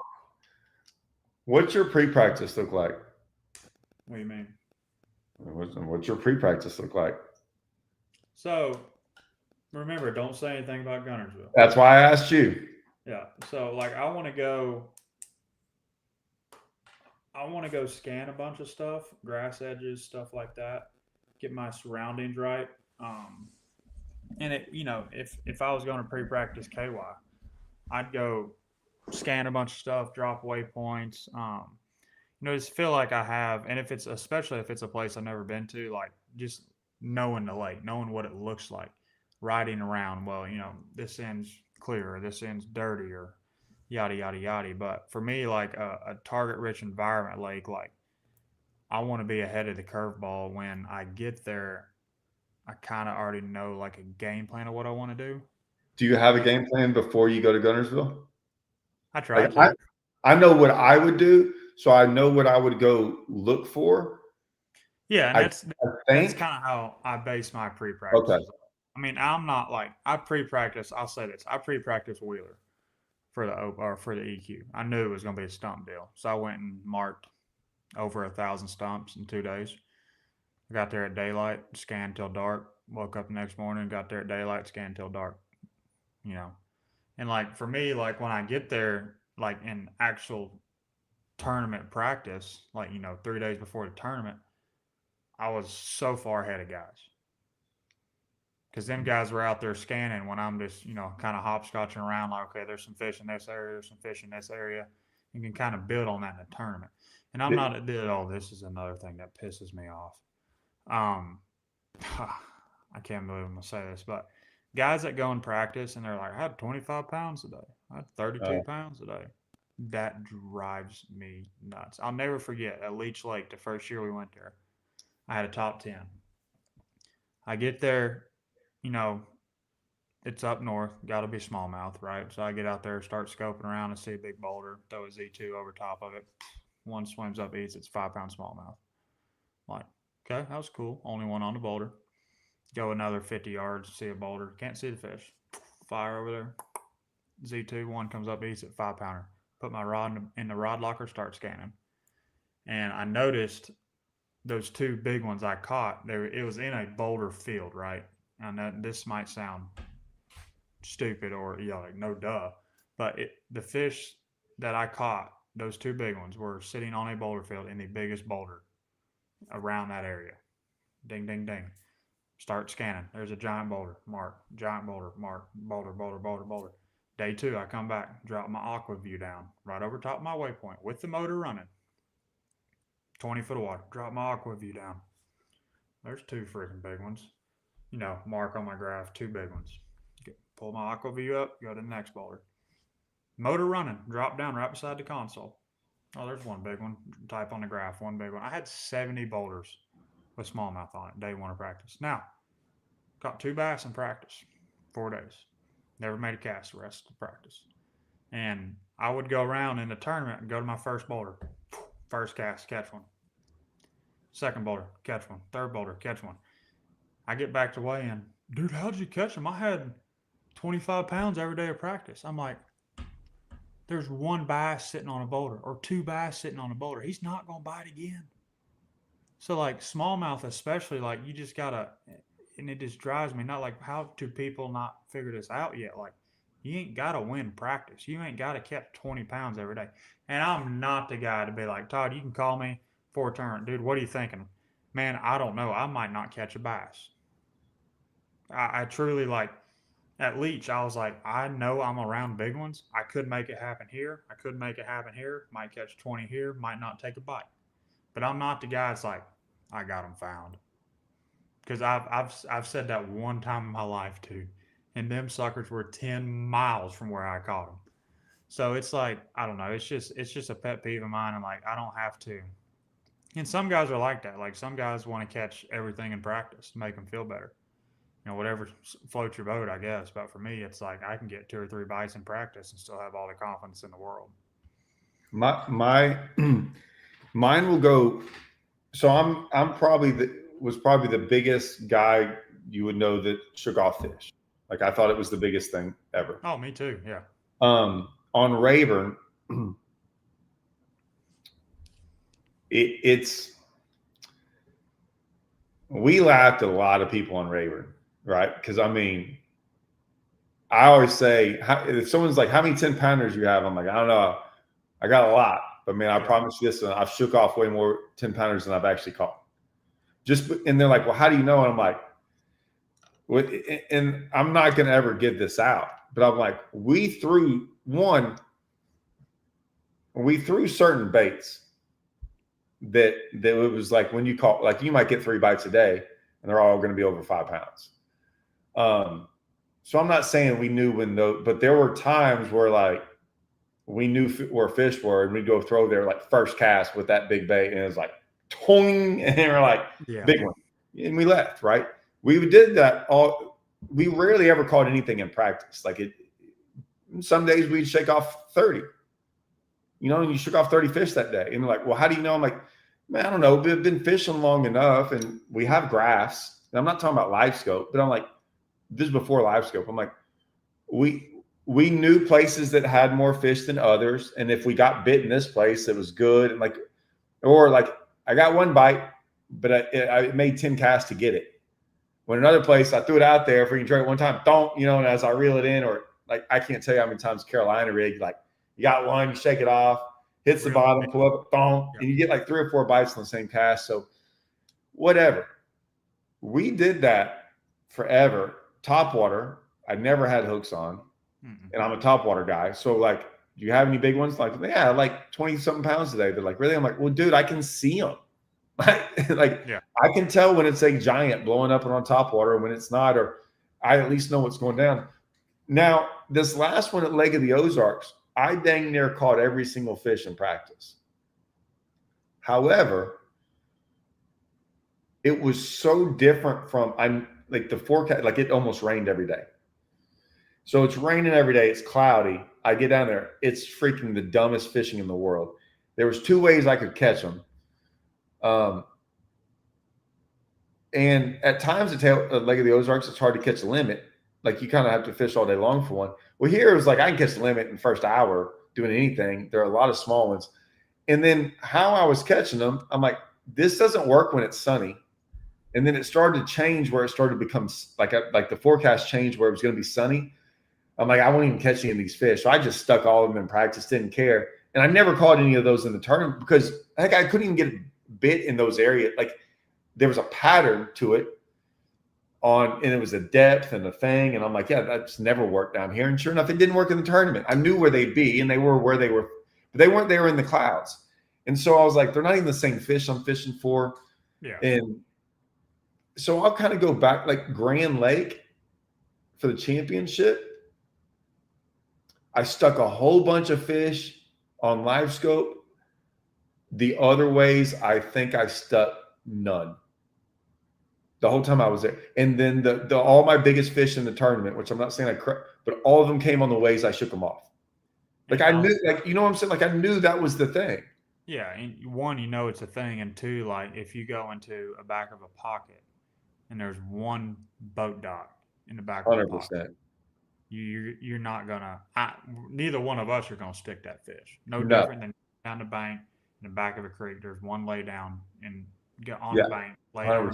You flip in there, swimming off. Like I have done that so many times to where I go back to that dock or that lay down, and I'm like 110% certain that is the fish I shook off.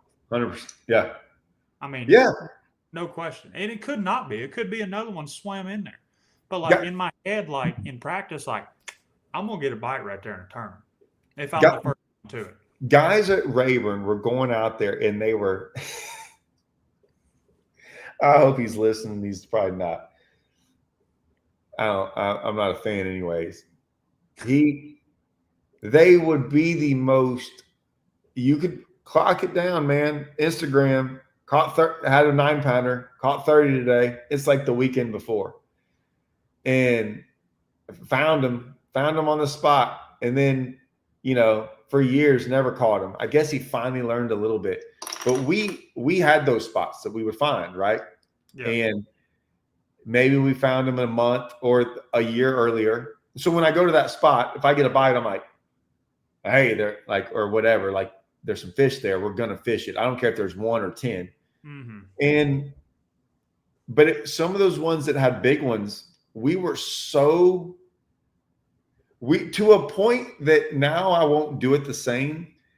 But back then, without live scope and how we did it, we were able to keep those spots alive for 2 or 3 years. Exactly. Sometimes. And it was, we only fished them during big tournaments. We used to laugh at people that would go out there and like fish a tournament for $1,000, where they like say they won a big tournament the weekend before for 20 and they'd go catch the same weight. And I'm like, dude, they went to the same spot and that was for a little measly Saturday $1,000 event. Yeah. And I'm like, we would never risk that. But those big fish that like these guys like, well, you're on Rayburn, dude. There's just 5 million 8-pounders. Well, there's a lot of 8-pounders, but rarely do they group up. And if there's 20 of them there and you catch 5 of them, there's not 15 there. There's like 9 there. And you're like, well, what do you mean? I'm like, well, look, the longer a school stays together, the bigger it gets. When you start plucking fish, I've never seen those schools get bigger. Mm-hmm. They always get smaller for whatever reason. And I just don't think they're that dumb. And they're like, hey, we're all good here. Everything's great. No fish have been taken away. And I think they just gather fish and then they start taking them away. And I think fish are like, yeah, I'm out of here. I don't know why, but you will never convince me otherwise. And so, same way. So we just look at all that in the sense of, now live scope will show me too that like you can flip underneath the dock and see 1 fish, or flip underneath the dock and see like 8. And I'm not, and you think to yourself, will you agree with me? Sometimes you think those 8, oh, there was 8 of them. It's going to be easier to catch a fish. Harder. Sometimes they're hard. Sometimes they're not as easy the first time. And maybe because there was 8 and every guy went there and like 4 of them got caught. And now there's 4, but man, those 4 are like leery. Other than the one that you shook off one time, didn't mess with it. You know what I'm saying? Like, Yeah. it's a weird thing. Yeah, and like I see guys do it all the time out here on KY. Like they'll go out during the week and practice, right? But they'll run their A+ stuff in practice.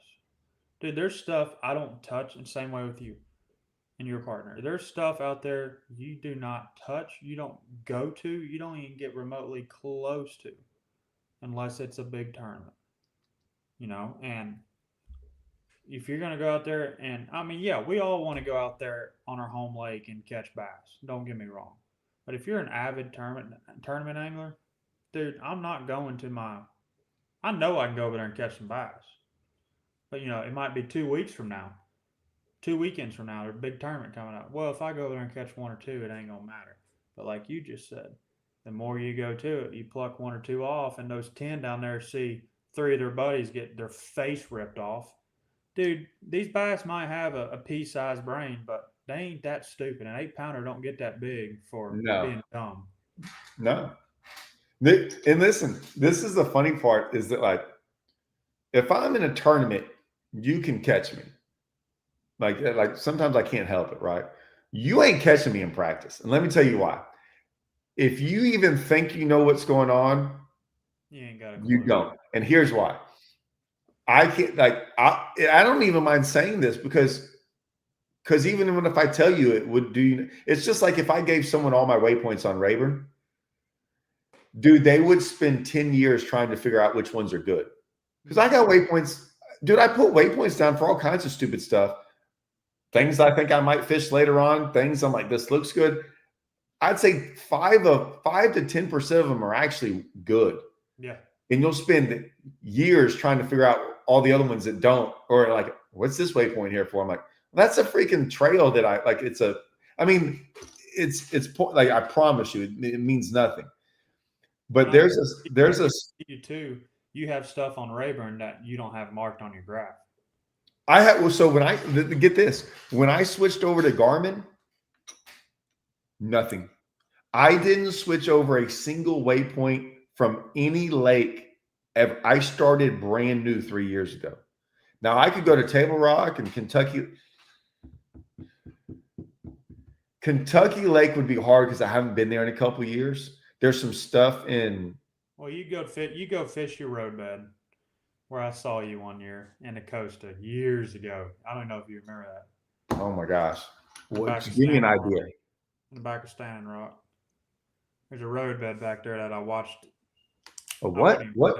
I say I don't even know the creek names. Past Paris South. Past Paris. That's when you was running a Costa Rat boat. You sure it's me? You were running a Costa Rat boat, were you not? There was 3 of us. Well, there's a big tall sucker. It was probably you. I didn't know you at the time. I was like freaking. Like underneath the bridge? Past the bridge. How far? You know where the power lines are? Yeah. That first creek on the left.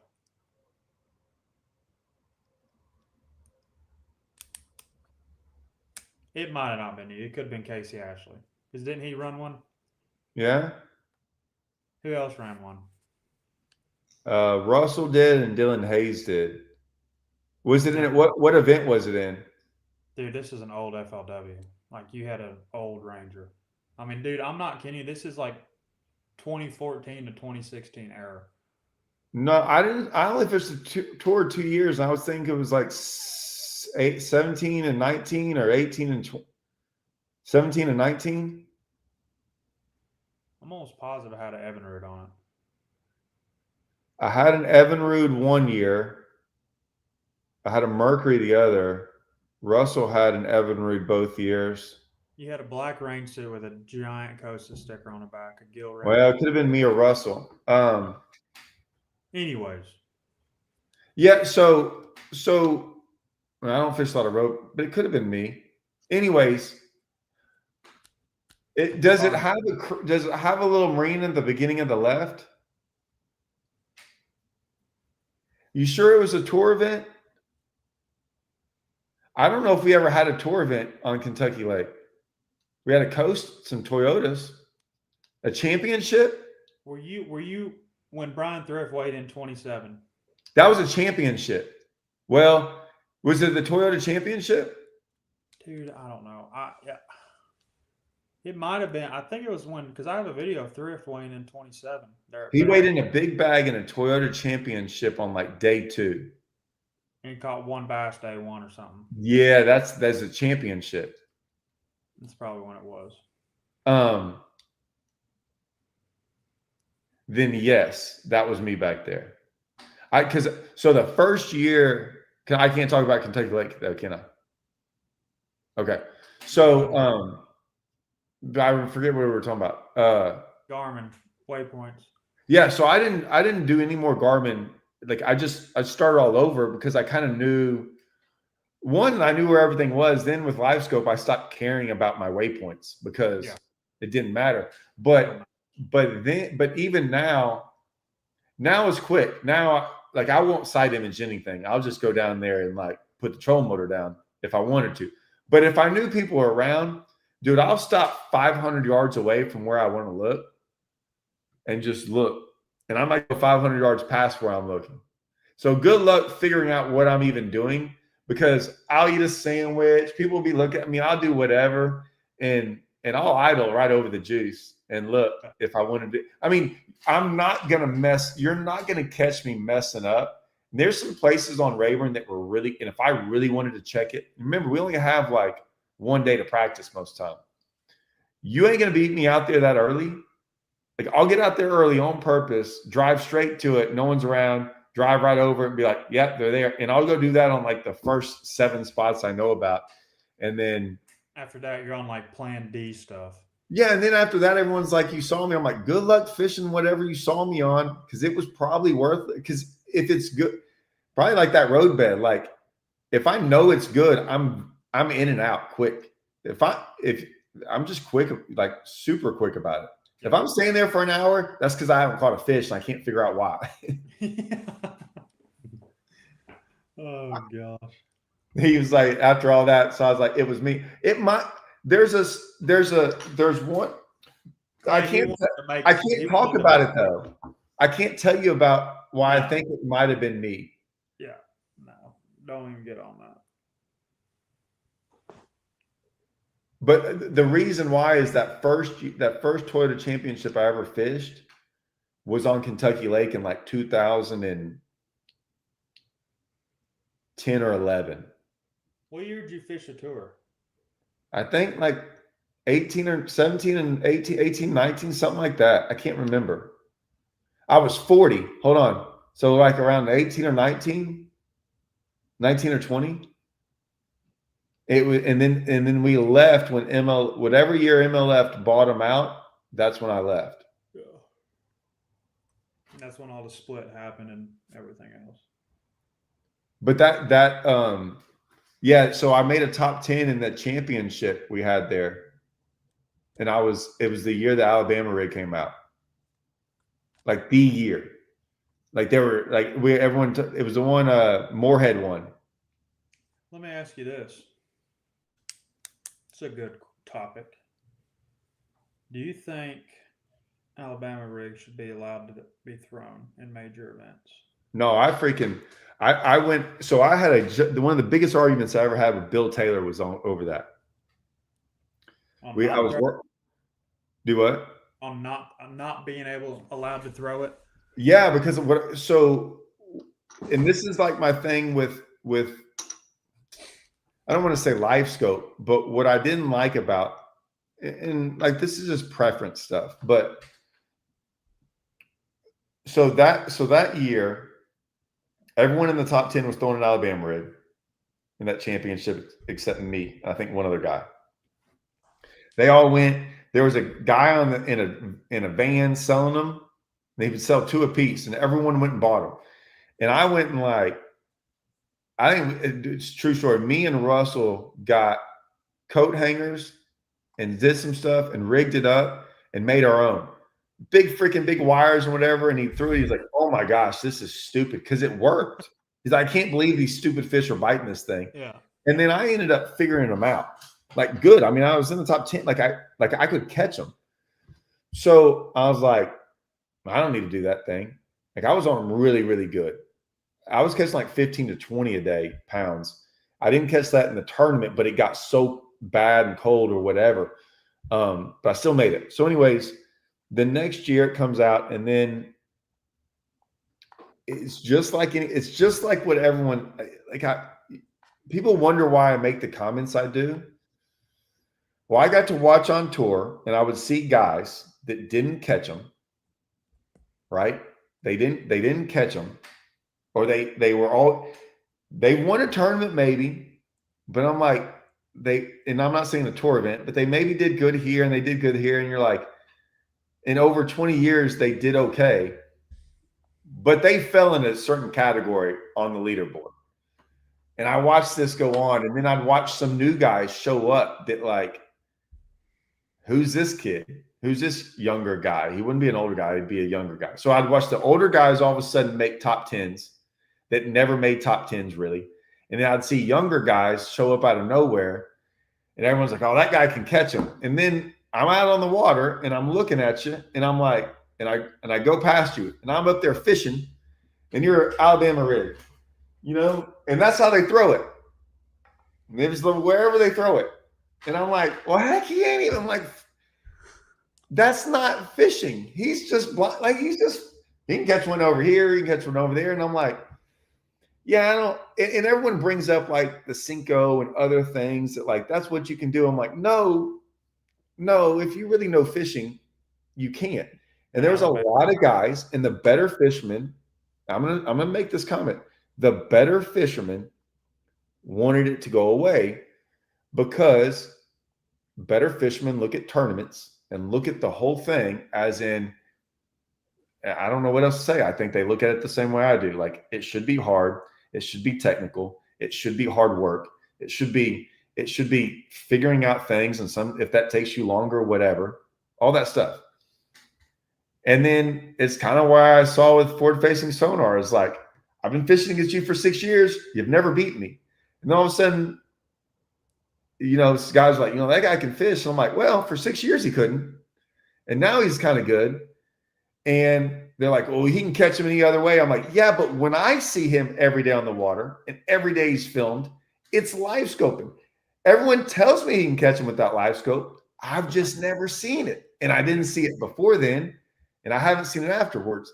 Now, once again, someone might be like, well, he caught 15 pounds today. I'm like, okay.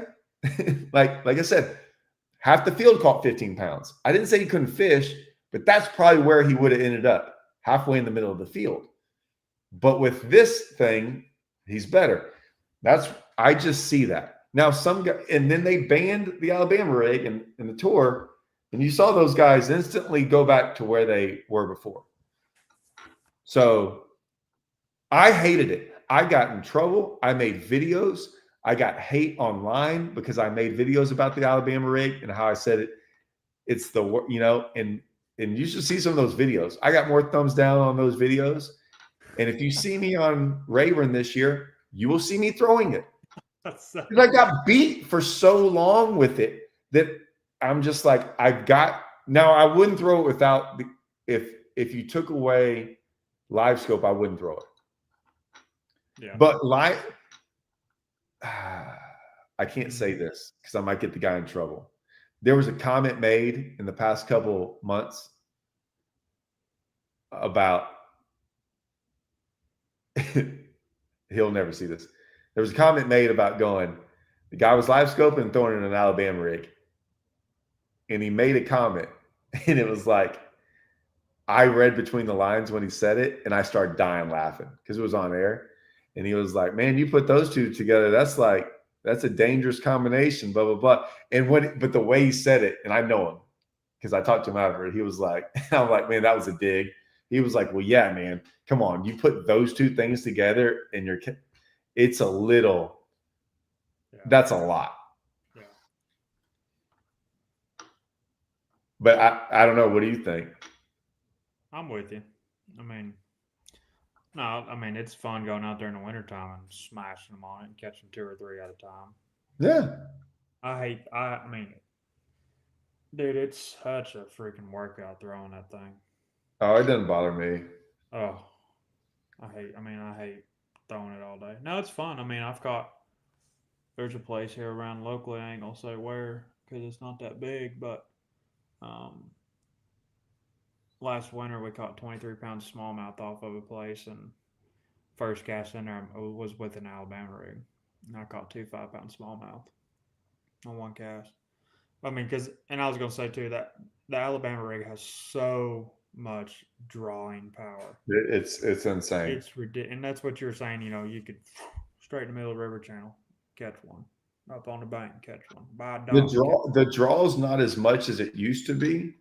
But when it But first came out, if we'd have seen it on live scope, how far they'd come for that thing, I don't know. I don't know what the draw power is on it, but that's so we throw it a lot of times for the draw power of just finding fish. It's pretty remarkable.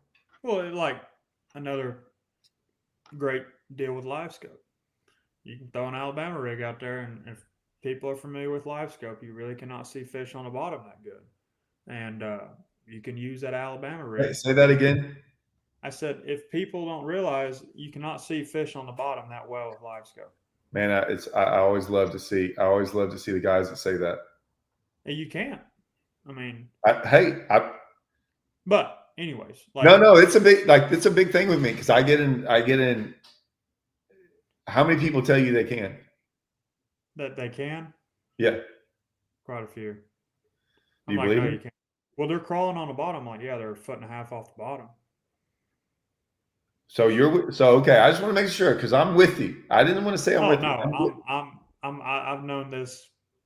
No, I know, but I'm talking about good fit. Like I have giant arguments with people. Oh yeah, no, good fishermen. Yeah, like, good fishermen, like good live scopers, and they will tell you that they can see fish on bottom, and I'm like, no, you can't. And they're like, well, you can see this, and I'm like, no, that's not what we're. Can a fish hide from you on live scope on the bottom? Okay, that's what I call on the bottom. Throw a drop shot with a 12-inch leader.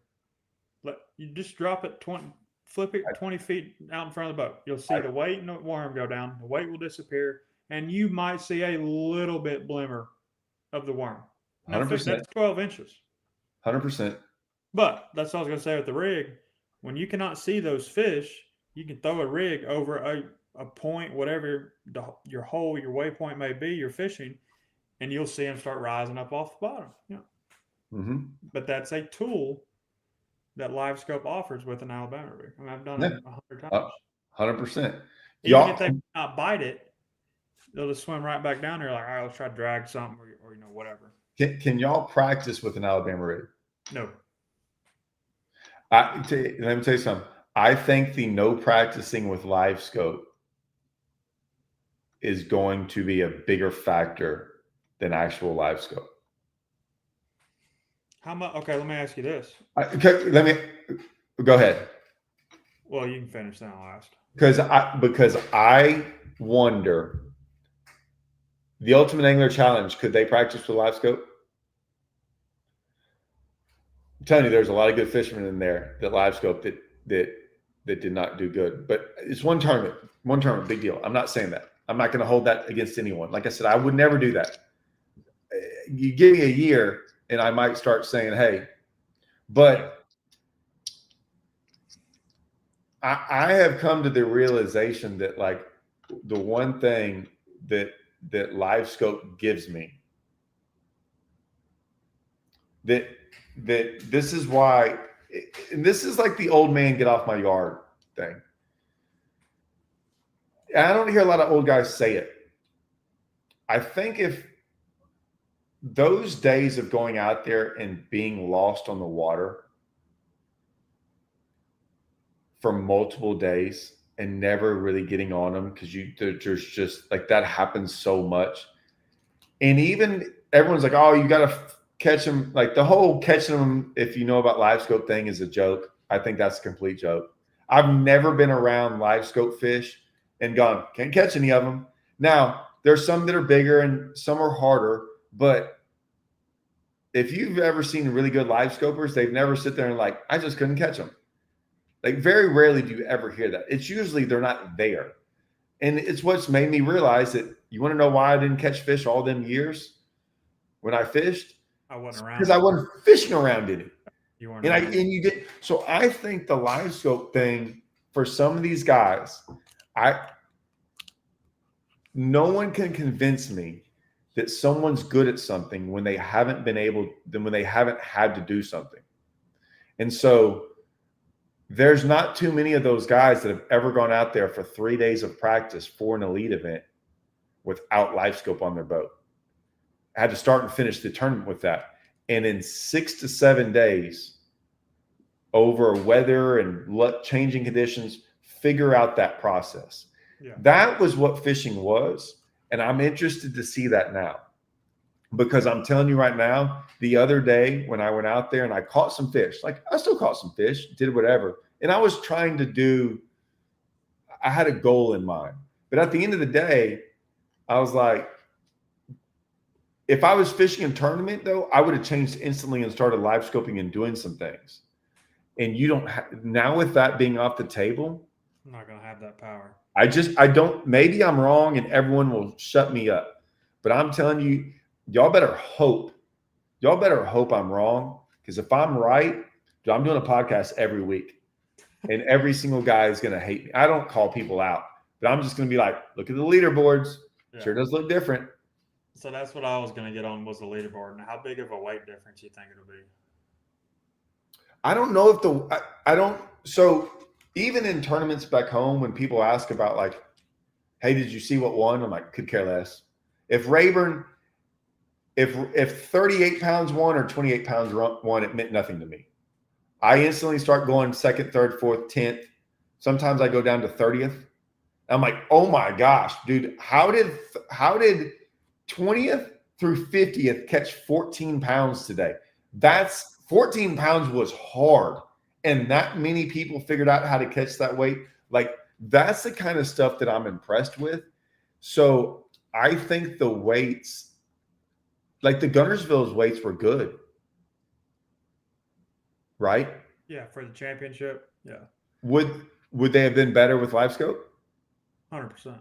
Okay. But they were really good. Like no one complained about the weights. They looked freaking phenomenal. I think the weights are going to look good. I think because look at the NPFL weights. NPFL weights at time, like that first event of the year, where I forget where they are on. 2 guys had over 30, like I think like 10 guys had over 25. So I think it'll be good. Guntersville will be good. They will, like the weights will look good at Guntersville, right? When are y'all there? Yeah. In February? Yeah. I don't know. I've never been, but I mean, I assume it'll be there. I don't think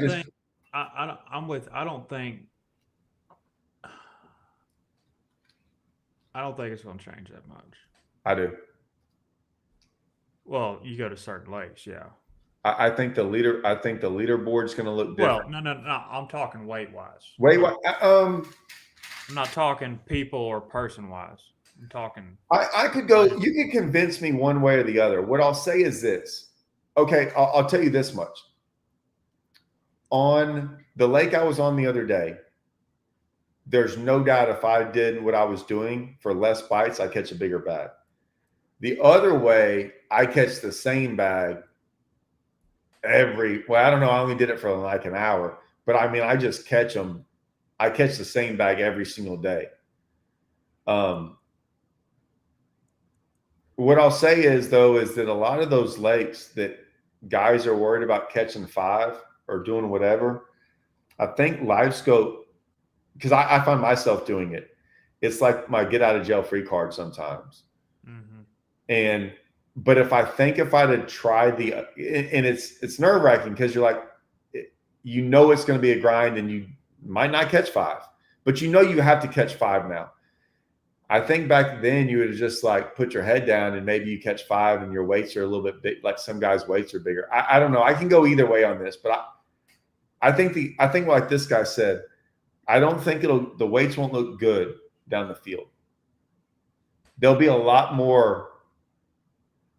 I don't know what y'all are at now. How many guys you think don't catch limits on the elites? I've never really paid attention. I think that number will be higher next year on the ones that they can't live scope. I agree.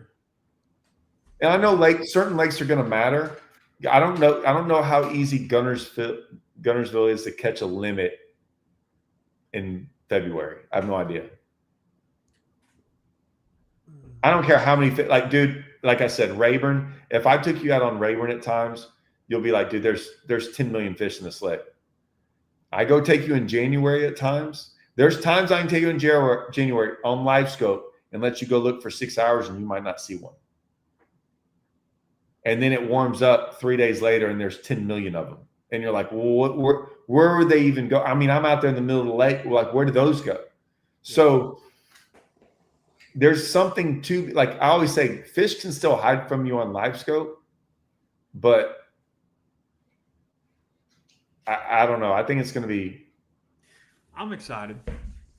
I might catch 10 bass all year. Let me ask you this. This is one. Have you tried? I got a place out here. You know what place it is. It was where I was going to have you come with me. Not always, but there will be times throughout the day where I just scroll like this, and if I just counted all of them, I see like 30. Right? Like 3 there, 4, 5. Like I can do it. And they're suspended. And I have tried. I only try for like 5 minutes to like blind cast to them. And they're moving all around. Like they're not set up on anything. It's funny you said that because, I went fishing this morning, me and a buddy, on a little bitty place, like trolling motor only, not that big of a place. They're all suspended. I caught a couple and I just said, here you go, roll on.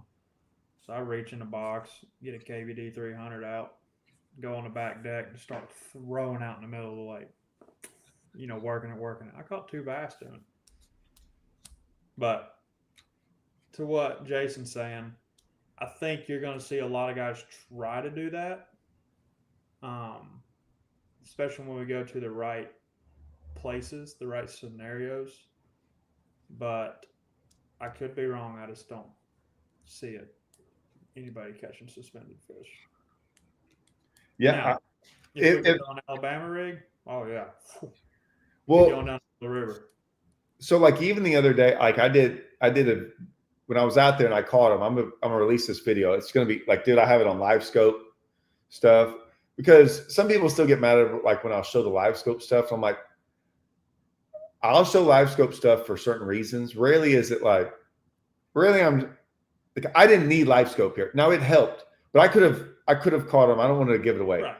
But I learned a lot from watching live scope. And these schools of fish were moving around, and they were all in this one area. They started getting really congregated in this like, oh, this is how you just sit here and throw for 2 hours, and you're going to get bit like every 10th cast or maybe every 5th cast. But they were moving. It was a little bit easier with live scope because I'm like, oh, instead of there, I can throw there because now they're over there. But I started catching them. And a lot of times you just see me throw out there and I just start working it. Oh, I guess you can tell what I'm doing. And then I would find my bait and then one would be already on there and I could slow it down some stuff. But I would have still caught them. Like I was on the phone with my buddy. Like I wasn't even paying attention. I'm like, oh, I got him. Like it's blowing. I'm not even like, I now know some are following it. So I'm just like, doing what you do, even if you had like, because there wasn't an exact cadence for it. Sometimes it was fast, sometimes it was slow, whatever. But I think that I think some of those guys are so good at live scope. I will give them credit. They will be smart enough to understand which ones that they need to fish for and which ones they can't. Because I've thought about that on Rayburn in the 3-hour deal. Yeah. Like I have to convince myself, dude, do not try to get caught up in. I'm thinking about one instance in particular where I had this one little creek, and they were so hard to catch in there. Now I caught them in the morning time, and I saw where they got in the afternoon, and we caught two of this. We caught two. I caught two big ones there, and I'm like, man. But then I've seen guys with me throwing around, and Russell was in there throwing around, and I got to just think he threw around for 2 hours and never caught one, and maybe if I have nothing else going on or whatever, but or maybe I try it for 5 or 10 minutes. I don't know, but It's going to be a I'm whole gonna new have. decision making. Yeah, the deeper they are, the less I'm gonna fish for them. Yeah. Suspended in the sense of the deeper the water column and the more suspended they are. But if they're in like 10 foot, I might. I'm gonna go try it. I'm gonna go see how that. Whatever. There was something in here. Well, this one, but that's not what I was gonna say. No, I don't. I'm technically not a guide. I am thinking about doing it though. I am thinking about getting my guide license.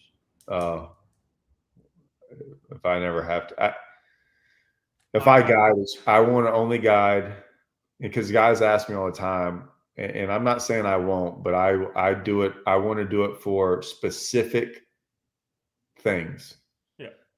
like and the most of the guide trips I've ever taken for never for fish. I'm going to go catch some because I think it's a thing. Every single time they've walked away happy and they've wanted to go do a certain thing, and this is what we did, and they loved it, and I like that. That kind of guiding where it's like I'd rather doesn't have to be a great fisherman, but just like I want to go do this specific thing for whatever. Sight fishing is my favorite thing to guide, and everyone that's ever been sight fishing with me has walked away going like mind blown thing like that. Like I love that part of it. Lucas, where's I didn't understand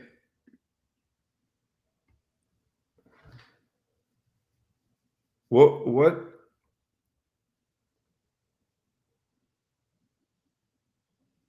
I don't know what lake he was talking about. Was it Florida?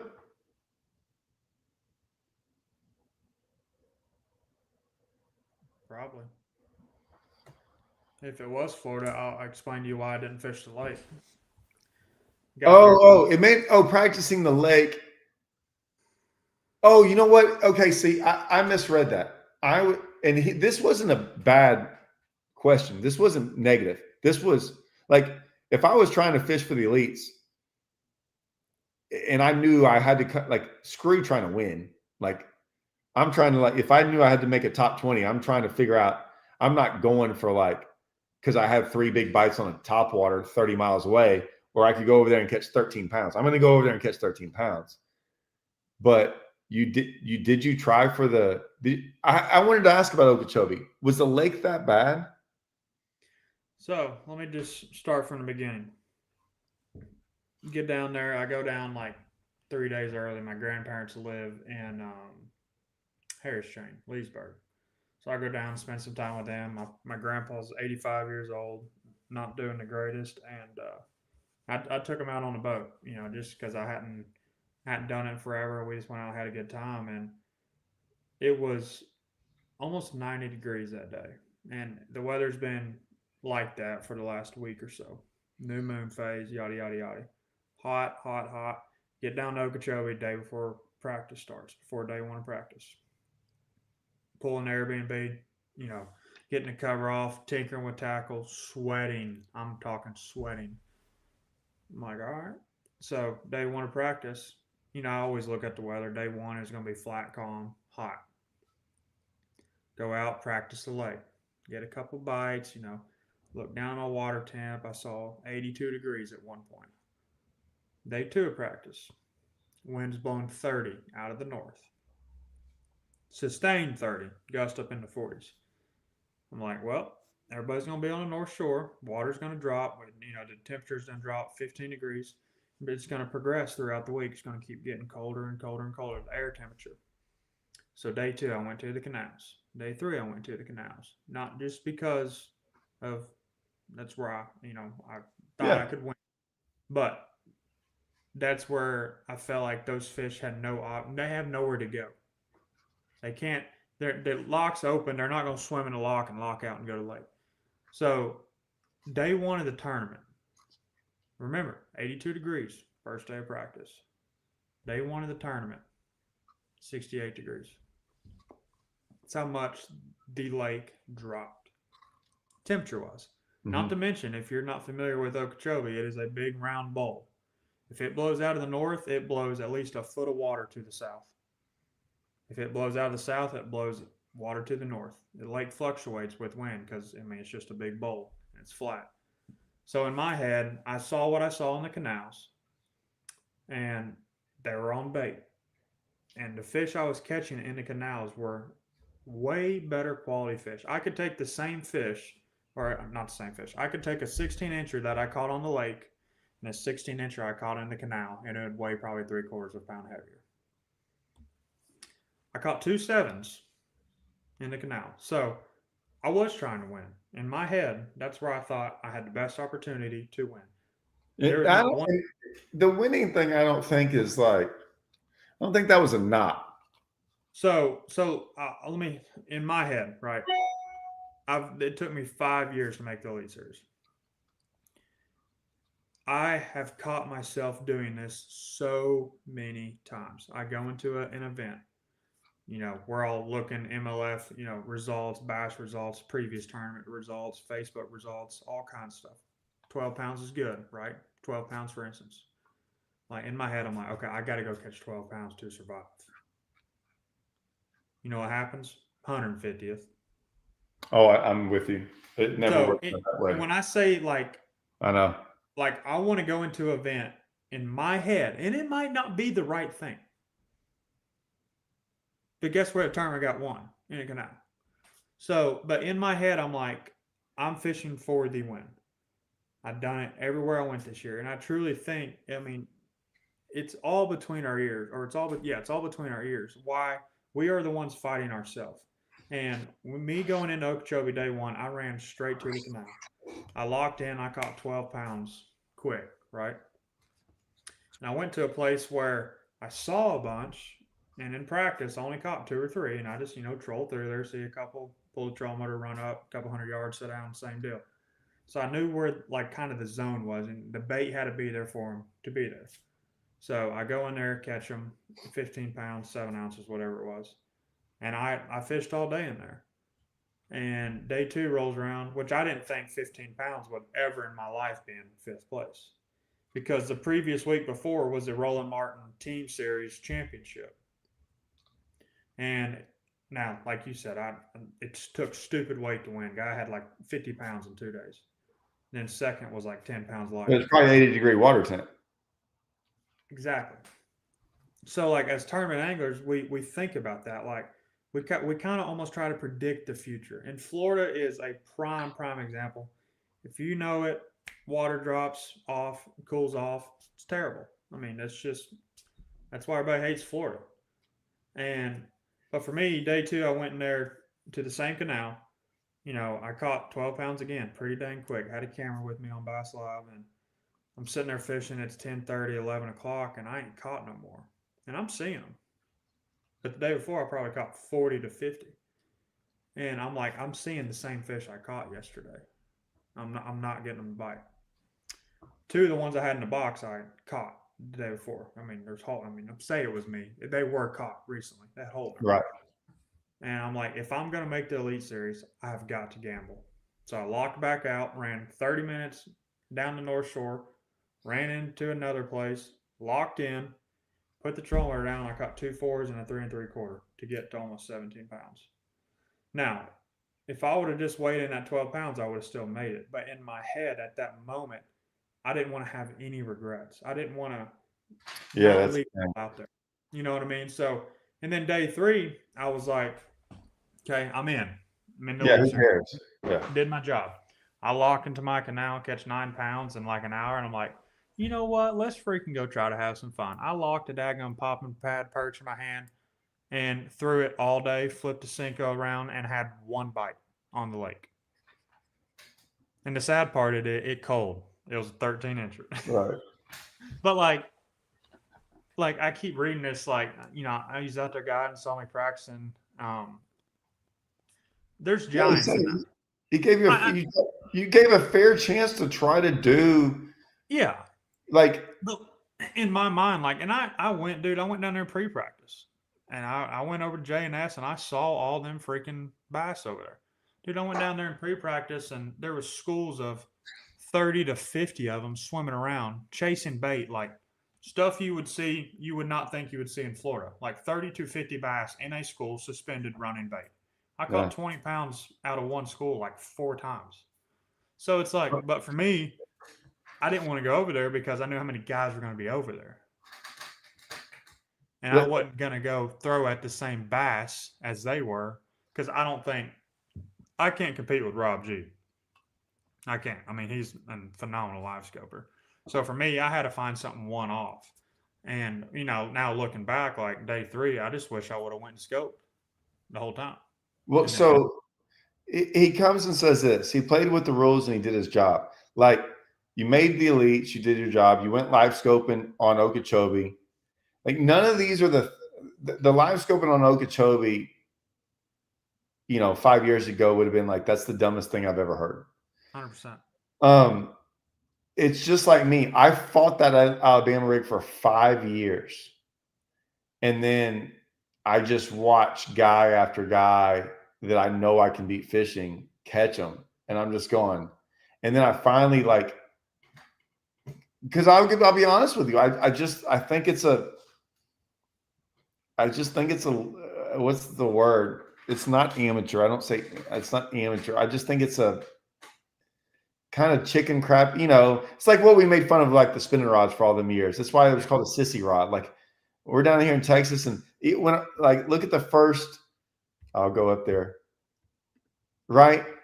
Like because they started all making fun of me in a funny way, spinning rod Todd. Which because I was the one who made such a joke about it, and then what was funny was I started throwing one so much because of live scope, and I purposely made posts of putting me with a spinning rod catching one. Like I didn't have to. It was me doing it. And guys would joke about it and whatever. And I don't care. Like I like that stuff. Like that stuff. I like people that I'm a guy who likes people joking around. So that's cool. Minnow Monday. Yeah. Minnow Monday, all that stuff. I'll go into it. It's funny. But I finally was like, I better just start throwing this thing because it's just too easy. And I'm an idiot if I'm not doing this. Now, let me ask you this, and then I'll let you go because we've been on a while. Oh, see, okay, good. This is good. He did it before I could see it. He has kind of the same question, but let me rephrase it. Without the elites being there, how many guys would have really fished the rim? Without the elites being there, I think he meant without the elites being a player. I don't think anyone would have changed a thing. My question to you is this. It's a different question. What would you have done what would all those guys done without live scope? Went and flipped in a reed and prayed for a bite. On the lake, how many guys would have fished the rim canal? So let me. Didn't Russ Lane say he was? Now, listen, I don't believe, and this isn't against Russ Lane. I don't. This is a well-known thing that if I go catch, not me, that if you go catch 30 fish in a day, and 28 of them came live scoping, but you caught 2 flipping down the bank or on the top water, like, man, I like these 2 baits in my hand. They'll do that. And I'm not saying Russ Lane said that, but I'm saying, and because I think he was on live, wasn't he, or something? He was in the same canal I was. I didn't watch a lot of it. Like I watched quite a bit, and I never even saw you just by the timing of it. How many guys would have stayed in there and not fished for those fish, but just fished the rim canal? So I'll say this: the first time I ever went to Okeechobee, this was when I made the tour on MLF, probably 5 years ago, when it was actually a tour, not the new Toyota series. So, did you fish the tour the same time as me? The first year I made it was 2019. Okay, what lakes you go to? Okeechobee, Clarks Hill. No, you must have been the year. Was it MLF the first year? Yes, yeah. So I quit that year. Okay, so that's when it was, right? So we went to Okeechobee. I went to Okeechobee for the first tour event ever, but it was 2 years earlier. Yeah, yeah.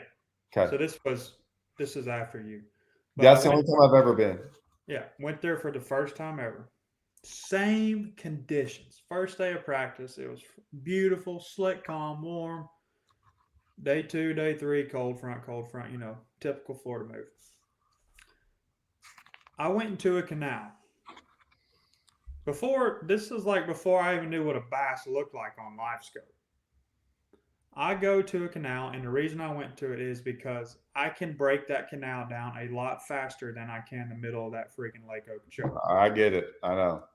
And I went in there, and there was heists and mats everywhere. So I just picked up an ounce and a quarter, started flipping, tonk, tonk, tonk. I mean, I'm getting bites left and right. I'm like, huh, this is cool. I'm the only one in there. Guess who comes strolling down the middle of the canal next day? Jacob Wheeler.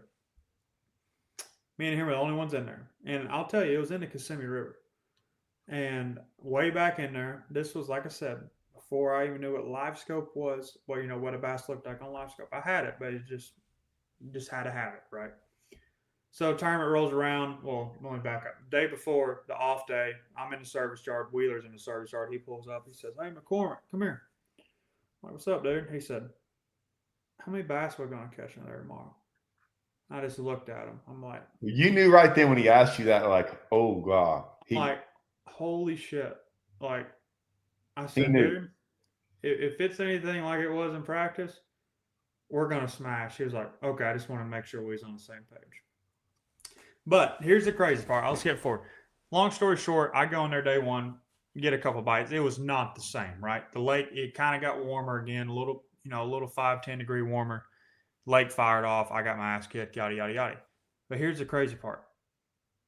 With the week after that, the elites go there, and Tyler Rivette wins in that canal in the Kissimmee River on live scope.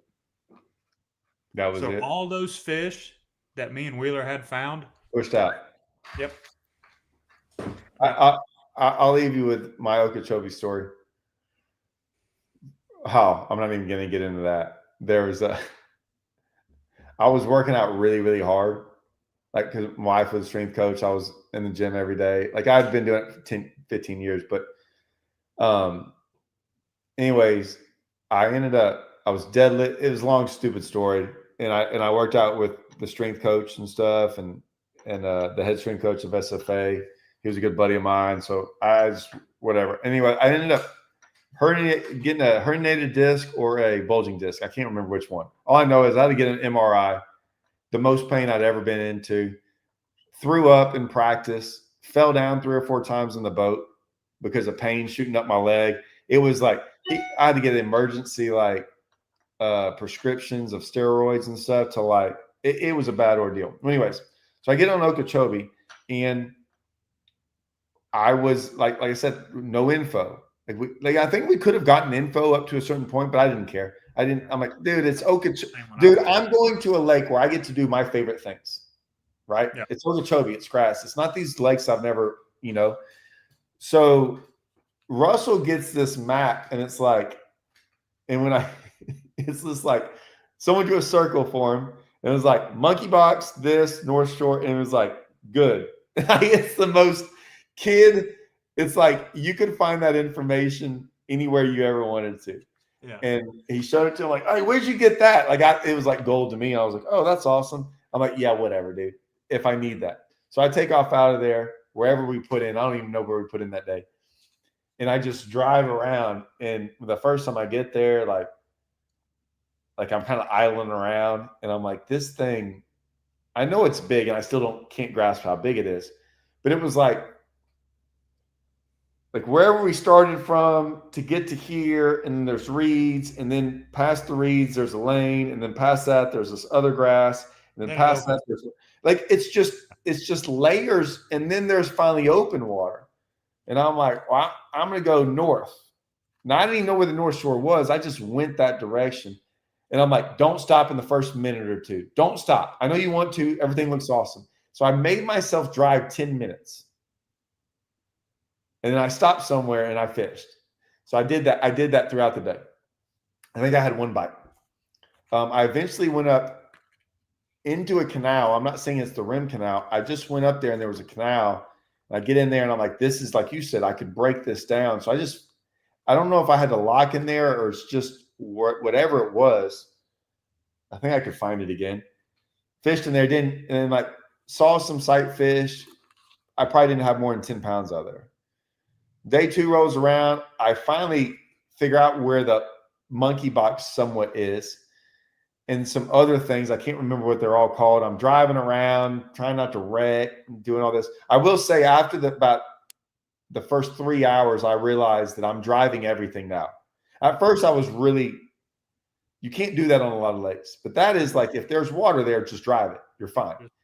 So I'm like, no lanes, no nothing. I just drive through freaking stuff. It doesn't matter. So I'm like, oh, I like this part of it. I can just drive. So I'm driving and doing all this stuff, and I get some bites, but I'm like, for 2.5 days, I'm like, I'm definitely not going to catch a limit in this event. I have Russell's kind of catching them. I don't know what I'm doing. I'm lost, whatever. I did go practice through the area the tournament was won out of, which was the next to Monkey Box. It's the Moorhaven. The what? Moorhaven. No, it starts with an H. Harney Pond or Harney Pond Canal. Yeah. Yeah, Harney Pond. But they were out. It was out in the middle, and I found this hydrilla out there. It was dirty, and no one was out there when I found it. I didn't catch anything, so I never went back to it. I ended up rolling next to. I go in this one creek, and I'm idling in it, and I say it's a creek. It's not a creek. It's just this, pocket arm thing. That and I'm going in there, and I see Watson, and I'm like, oh my gosh, like I'm gonna die. Like first event ever, this is gonna be horrible. And he was like, oh man, you can get bit. I'm like, how? He's like, just do the freaking horny toad thing. Take your rage bug like you like to do. And I'm like, what? He's like, oh, it's easy. I'm like, whatever. Now, mind you, I get a bite like every 4 hours. So I get up there and he's like, I'm not even going to do it in here. I'm going over there and blah, blah, blah. So I get down there and I just go a long ways down. I start throwing it and I get a bite or two. And I'm like, oh, awesome. So I go through there and get like 3 or 4 bites. And I'm like, that's where I'm starting. And so like, I don't know what I would have done without, I probably would have caught fish in there anyways, because I did realize that Okeechobee is this thing. Because I did not catch them like that in the tournament, because I went in there and I was like, I'm throwing a pipsqueak. Maybe I got bit on a popping perch in there, but I'm like, I'm throwing a pipsqueak to start out just so I can catch a limit. I ended up, it sucked in there. No, I take that back. I went in there doing a bunch of stuff, never got a bite on that frog, nothing. And I was like, what's going on? And I pick up a pipsqueak and throw it, catch a limit, catch like a 4-pounder. And then I start like just fishing. Like I was throwing a swimming worm. I had like 2 monsters, like blow up on a swimming worm. I ended up catching them on a spinnerbait. I ended up making the top 30, top 25, made a $10,000 check, all out of this one creek that I was basically the only one in. And I did look out there at one point in time and saw, like, man, there's like 20 boats out there. Well, that's where everyone was catching them that won the thing. But I was really happy with what happened. But it was my first experience with the tour. Even though I'd fished all kind of lakes, fishing Toyotas and stuff, it was just a weird. I was like, oh, Okeechobee only matters. Like, you want to talk about information? Okeechobee might be like the biggest information thing there is. Because if someone had just said, go here, if you can fish, you would have figured it out. Yeah. And so I know a lot of guys are always talking about, I didn't mean to bring up the information thing again, but like you can't catch other people's fish. You're right. I think you can. But if someone had just said circled that from day one on me, dude, I would have smashed them in the event because I would have I was learning as I was being in there. Well, you would have spent every day of practice there too. Oh, and I would have. I drove so much around that lake trying to find that stuff. Yeah. And like what Pete said, but without the elites being there, how many guys would have really fished the rim canal? I'll say this about that. Could you have caught fish in there just fishing? Do what? Could you have caught fish in there just fishing? Oh, 100%. I had 20 bites in there punching. I never even went and punched. Okay, so guys would have been in there regardless. Oh yeah, 100%. But now I'm gonna answer this question. Guys are going to find now day and now age. They're going to find how they want to fish, what suits them. Does that make sense?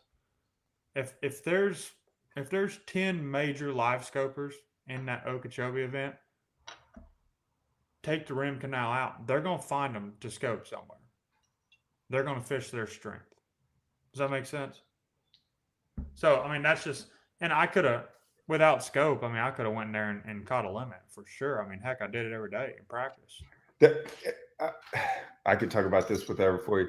What I've tried to explain about live scope with younger and older generation is this. Don't take it's not a knock, not to you. All the more knowledge you have about, there's maybe one guy that I know of, and it might be Jacob Wheeler, but I don't think he counts. And I don't think he counts because of the company he surrounds himself with in a good way. The older you are, the more knowledge you have about fishing hurts you live scoping. 100%. The less you know about regular fishing, the better you will probably be at live scoping. And that is not a knock, but it's this. Where'd you go day one of practice? The lake, North Shore. How many young guys never went to the lake? Probably 85% of them. There you go. And it's not a knock, but when you live scope, like Grand was a perfect example. I've never heard of anyone fishing the dam on Grand Lake. And then I heard so many guys going, yeah, we went down to the dam and like they were schooling down there and da-da-da. The best fishermen I know on Grand Lake, and I think I know all of them, I've never heard them once talk about the dam. So these guys, and this is, like I said, it's not a knock. It's just, you go to Rayburn. I know where you fish on Rayburn. I don't know a single other person local that fishes on Rayburn there. And now, granted, we also know that, like, I think there's a limit at the dam at where you can catch them. And I think that, I think it's hard to catch 30, right? And so it's now in the Toyota way different, but in a one-day event, we're thinking you got to think big. You're never even stopping. Yeah, right, giant. These, and I don't want to say kids, but the younger you are in the I would say live scopers, they look at the lake so different than me and guys that have fished for a long time that didn't grow up that way. And you can't blame any of us for like saying I'm going to ignore 20 years to go do this. They do it from day one, whereas we might do it and we might get on it, but we did it 75% or we wasted a day here. And they don't waste those days because they're all in on live scoping. And there's nothing wrong with that. They do good in events. Like, I'm not knocking any of it. I'm just saying, because some people might think that's a knock. No, it's just a realization. I'm like, man, those guys look at a lake differently. I look at a lake and break it down differently than they do without live scope. I know I always have. You probably did too.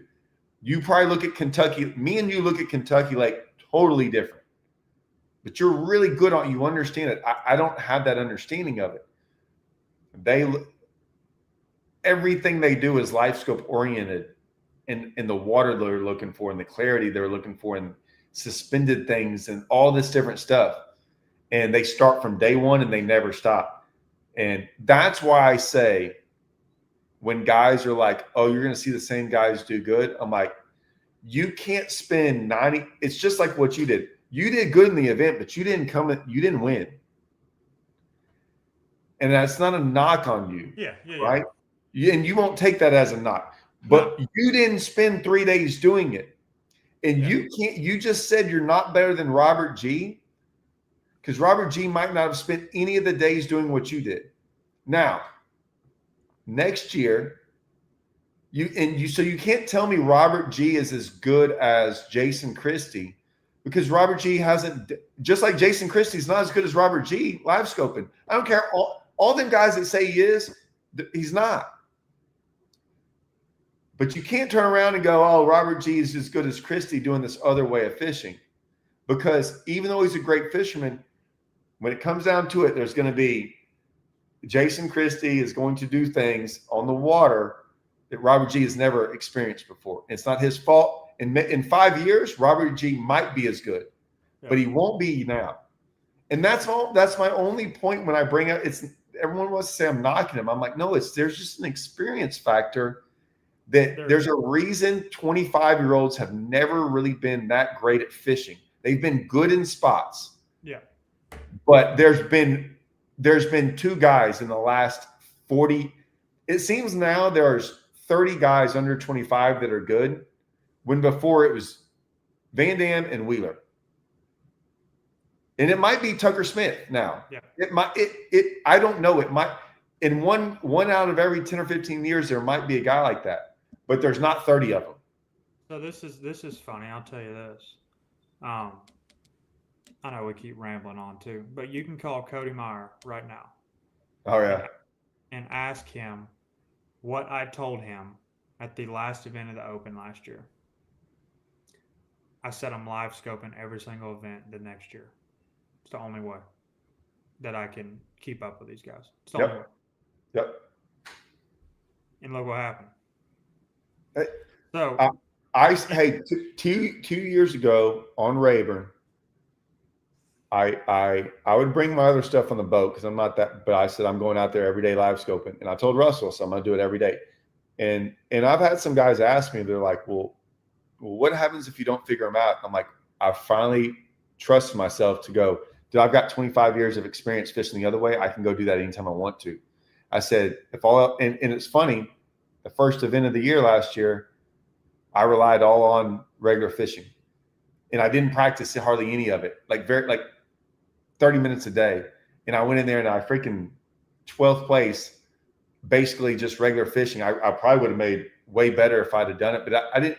But then the next event, I catch them all scoping, right? Catch finished 4th, had 31 pounds the final day. I instantly now I will spend most of my time scoping for the Toyotas. Yeah. Because I know I can go do the other. I won't do 30 minutes a day. I'm going to do a little bit more, but I'm going to do more of the scoping, even though it's less time. Because, man, and I think I want to see how many of those young guys do that, the opposite. I want to see how many of them actually, since they're so good at scoping, scope less. And but go traditionally. Yeah, I probably shouldn't tell them that, but they probably aren't watching this, so it doesn't matter. But I mean, yeah, it was the only way. It's the only way to freaking make the elites is to do what y'all did. I would not have gone to the Rim Canal first. I would have liked to have told myself to do it, but I wouldn't have. Well, I mean, you look at the weather, you had to go to the lake. The weather on day 2 would have pushed me there instantly. And that's what happened. And so you saw a lot of guys in canals that you wouldn't think would be in there due to the weather pushing them in there. But it was nice during the tournament, huh? Yeah, in the tournament, but not in day 2 day 3 of practice when it was blowing 30 out of the north and we were there in our hunting clothes. You know what I mean? Yeah. And I noticed that, I'm like, and it kind of it tripped me out, dude. I'm like, this could get ugly. This could be a 85 boat field in a canal. So, but it wasn't. I mean, it all worked out. I saw a bunch of brush. The only thing I saw on them was crappie. Yeah. And who knows which one. I mean, I don't know. Yeah, now I did notice once you got around docks, I mean, guys were dropping brush around their docks. I'm sure just crappie fish for the grandkids or kids off the dock, type deal. But I never did, and I looked. I mean, I probably had 20 brush piles in that one canal, and I never caught a bass out of them. I checked it I out. I don't remember. Did y'all go out of Roland Martin Marina? Yeah, So like, I'm not even really that familiar. I don't want to get into this, but I'm not even. All I know is that like the day one of that event was blowing so hard, and they made a rule. I think some guy broke it and drove across, but they said we're gonna let y'all go, but all y'all have to drive the rim canal. I think, and so we drove it. I mean, I don't know of anyone that fished it, the rim canal. I could be wrong. Who knows? Maybe people did. I only know that part of it from there to the monkey box. I guess that's the rim canal, right? yeah, And the we two no all wake just. zones. I'm sure there were no wake zones. This has been 6 years. I mean, Oh, they're still there. You come out of Clewiston, you hang a left, and you're running north, and you get to where that old ramp is right there, kind of where it bends back to the west. There's no no, wake zone there. maybe. I mean, I Caught mean, cast, never let out of it. Straight through the no wake zone. who did? You.